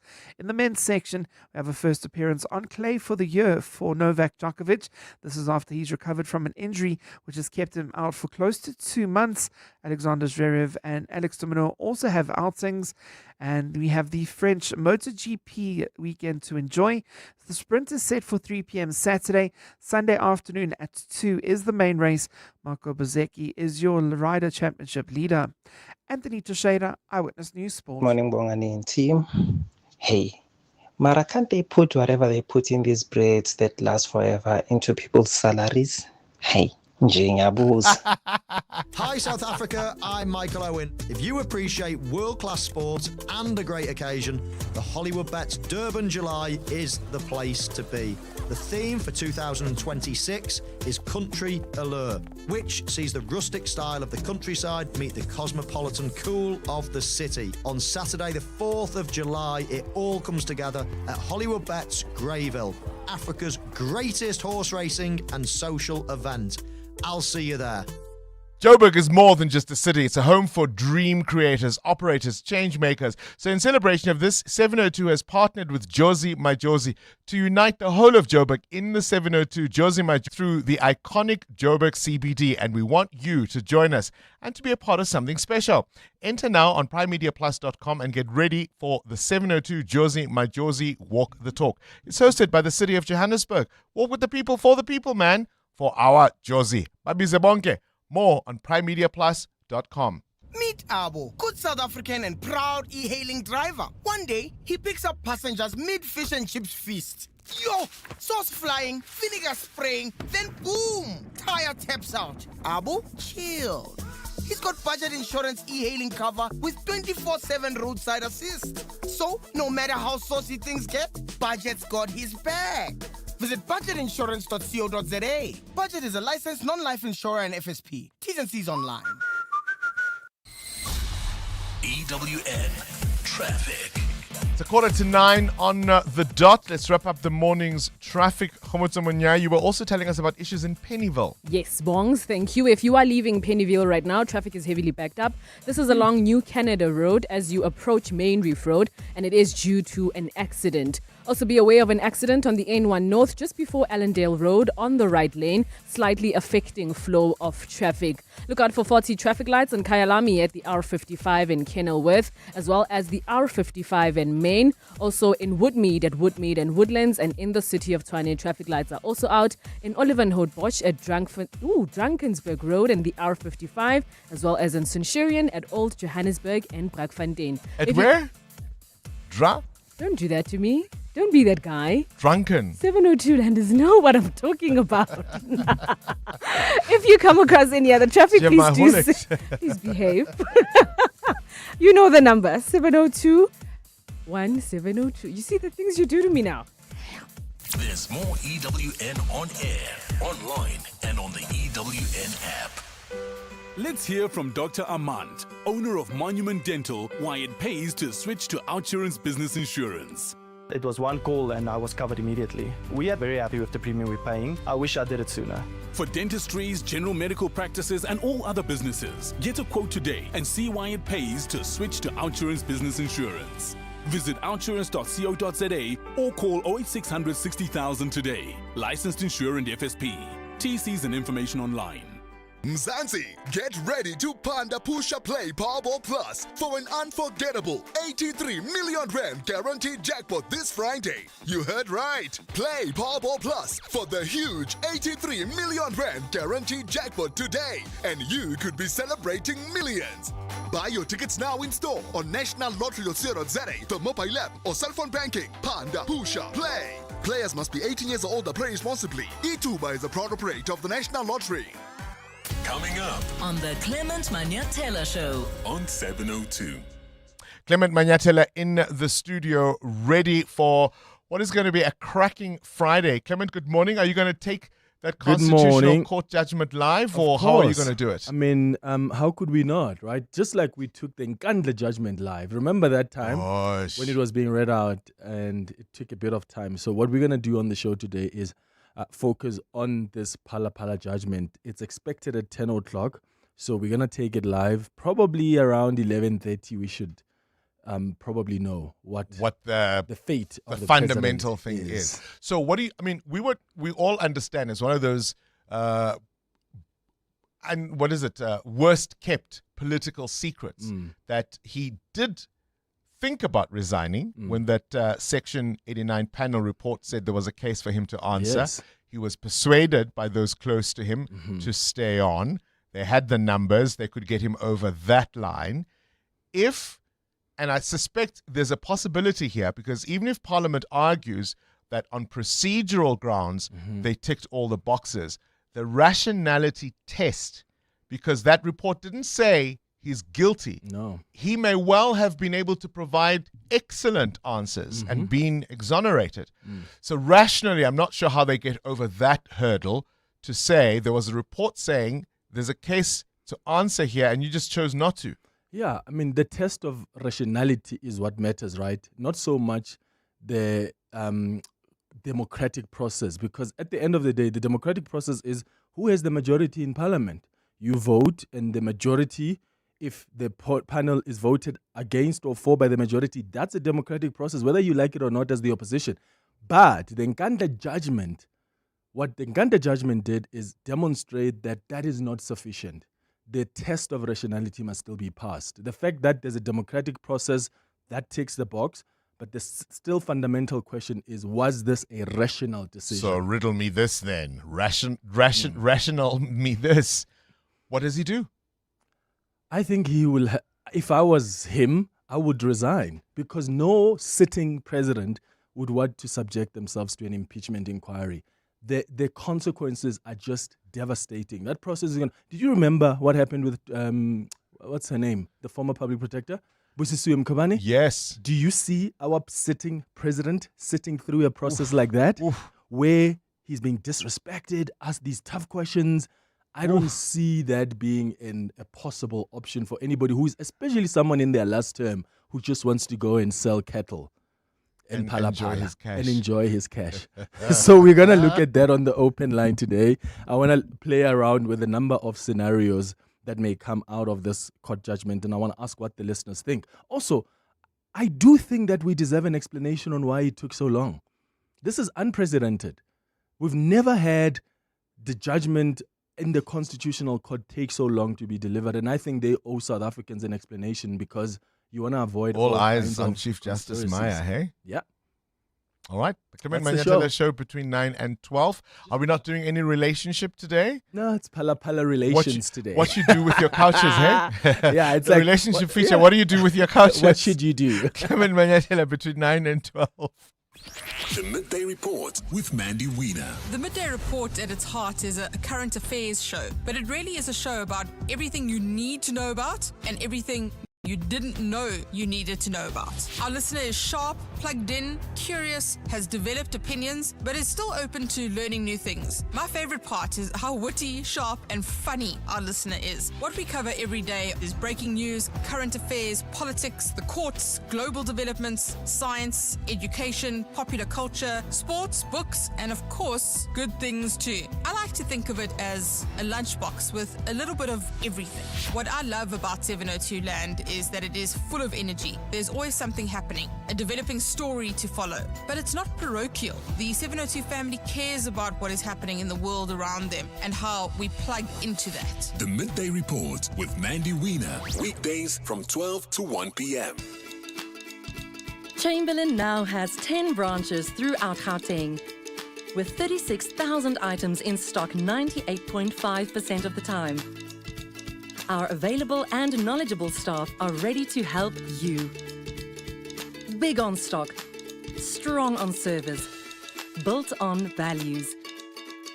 Chamberlain, famous for hardware since 1903. Are you ready for the magical Marble Family Fest? It's a luxury playground designed to excite and delight all ages. Food, fun, rhythm all collide to bring you unforgettable moments. For you, for your friends, for your family. See what the creators of the luxurious Marble Circus have in store for you this Mother's Day weekend on the 9th and 10th of May at James and Ethel Gray Park. Get your tickets at magicalmarblefamilyfest.com. Another grand collaboration with Investec in partnership with 947. The Money Show. Weekday evenings at 6. Difficult to make predictions about the Middle East, but Moody seems to think the impact on us will cost us between 20 and 50 basis points in economic growth. So that kind of number can be realistic. There's been a push to focus on the ease of doing business, the shrinking the size of government. All of these things, I think South Africa is well placed to do. And if we could do that, I think the payback for the economy that would be tenfold. George Glenos is the Director and Head of Research at ETM Analytics. The Money Show on 702. Let's walk the talk. The Money Show with Stephen Curtis is brought to you by Absa Business Banking, featuring the AgriTrends 2026 Autumn Edition. In agriculture, smart moves need smart insights. Get the latest AgriTrends report at absaagritrends.co.za. Absa is a registered FSP. 702. This weekend. We've been telling you about it all of this week. So if you're still stuck for a plan for this Mother's Day weekend, well, you've got plenty of options in Johannesburg. We've told you about the concerts in the Cradle of Humankind, but here's an entirely different experience aimed at the entire family. It's a place where families go and play in an out-of-the-ordinary way. This is from the creators of the luxurious Marble Circus. And it comes as a brand new festival of fun, fantasy, and family connection. It's called the Magical Marble Family Fest. And it's taking place both days of the weekend, the 9th and the 10th, so Saturday and Sunday at the James and Ethel Gray Park in Melrose. So it's not just a kids' event, it's a full-scale, immersive world built for everyone. Music, theater, gaming, giant slides, silent discos, sweet emporiums, glow-in-the-dark spaces, and live performances. The organizers are calling it a wonder-filled world. We are now joined in the studio to talk about the Magical Marble Family Fest. I mean, this is absolutely fantastic. I'm just already, even as I'm reading the information that we've been provided, it's just absolutely fantastic to think about this Magical Marble Fest. Yeah, I mean, thank you for having us. I think if you had to close your eyes, think of your favorite movie, your favorite family movie, think of your favorite festival, think of your favorite musician, and open your eyes on Saturday, Sunday and come and experience with us. There's a huge amount of curation, a huge amount of effort, and just, creating something special and magical for families. Adam Bayers, of course, is the CEO of Grid World, joining us in studio. Adam, I just got so caught up in the magic and in my thinking about it, I forgot to mention your name. Mother's Day. What are you getting your mother this weekend? Well, I tell you, it's been a difficult few months for my mom. So I think just, having her with us every single day, and just unfortunately because of the family fest, I'm not going to be able to see her, but we saw her last weekend, and we always love our moms, and I have a very close relationship with my mom, so I can only wish her well and send her all our love for this Mother's Day. And that's what's special about the luxurious Marble Circus, that it's an experience for the entire family. There's something in it for everyone. Yeah, I think, again, if you go back to when we conceptualized it, and the strategic anchor was quality time. And I think in a world where we are so disconnected because of social media and our devices, the whole intention is to bring the family together as one. So no matter how young you are, no matter how old you are as grandparents, it's an experience for everybody. Yeah, listen, the time that kids spend in front of screens and devices is enough to give you strategic anger. Yeah. But let's talk about the power of imagination and storytelling, because that's a central theme of what's available this weekend. Look, from our side, it's a gift that we've been given as an agency, and clients, they ask us to imagine a world and brands that they could never see. So for us, this has been a very, very personal and special project to work on because, as I said, think of your favorite fantasy movie. Think of a festival where just people are celebrating, where people are joyous, where people are, coming together.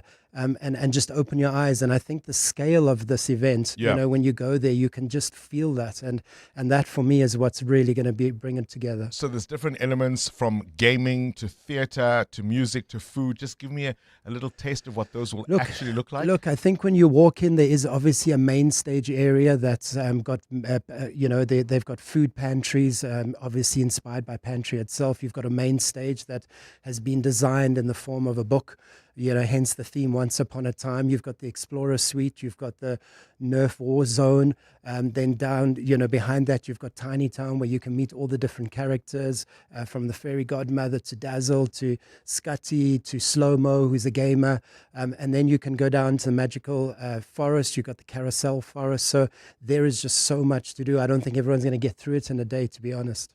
Many South Africans feel under financial pressure. Family outings seem something of a luxury. How are you trying to make this feel worthwhile and accessible for all families? Yeah, I think the thing is it's something that we want to create as a calendar event every year, and I think it's something where we want families to really save for it and really look forward to it. And that's why we've elevated the experience. It's not just like going to a family restaurant that you can do on weekends. This is something really special, and the whole curation of it has been about families spending time together. And I think if we don't succeed in that, then we failed ourselves, and certainly conceptually. The anchor has got to be about quality family time. So essentially what you're saying is even if you don't make it this time around, for those that do come, it's going to be worth every moment.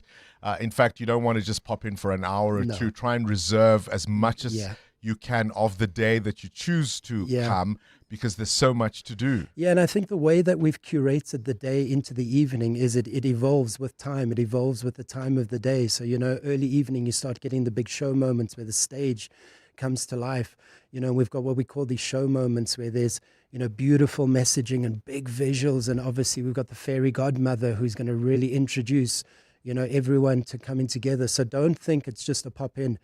Take your time in going there, especially if you do have young ones. Pace them. Pace yourselves as well, because there's a lot for you to enjoy. And can you come both days? Look, we do. Yeah. Unfortunately, we haven't got a weekend pass, I don't think, this year. Okay. But certainly it's something that we have to consider. Listen, I hope it all goes well. It sounds like it's going to be absolutely magical, hence the name, the Magical Marble Family Fest. It's happening both days for this weekend. So the 9th, that's tomorrow, and Sunday the 10th, with his actual Mother's Day. It's in Melrose at the James and Ethel Gray Park. Tickets are available for baby explorers, young explorers, adult explorers, and you've also got family suits. And you can visit the Magical Marble Family Fest for tickets and to get all the information you need for the full festival.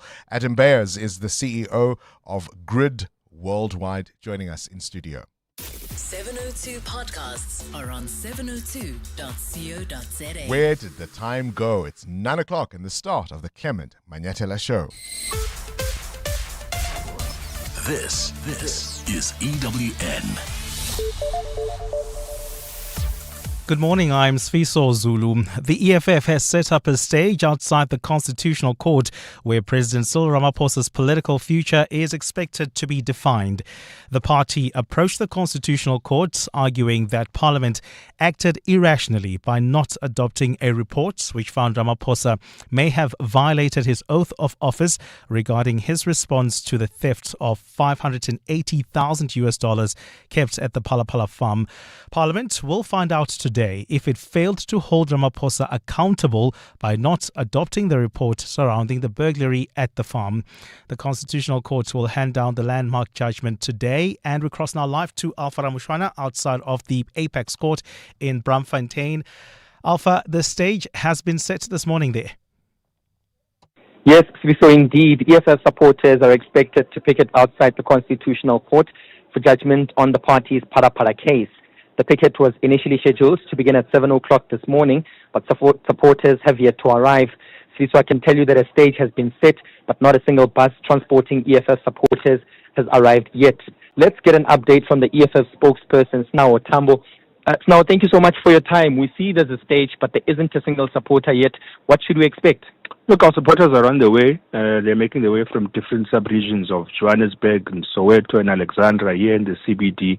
So you must expect them to be here to receive the Phala judgment, which the EFF has been at the forefront of fighting for. So we're enthusiastic that we'll have a positive outcome. There's precedent as well with regards to not utilizing a majority to undermine the mandate of accountability. And now people are going to be part and parcel of what they've been fighting for the past 5 to 6 years.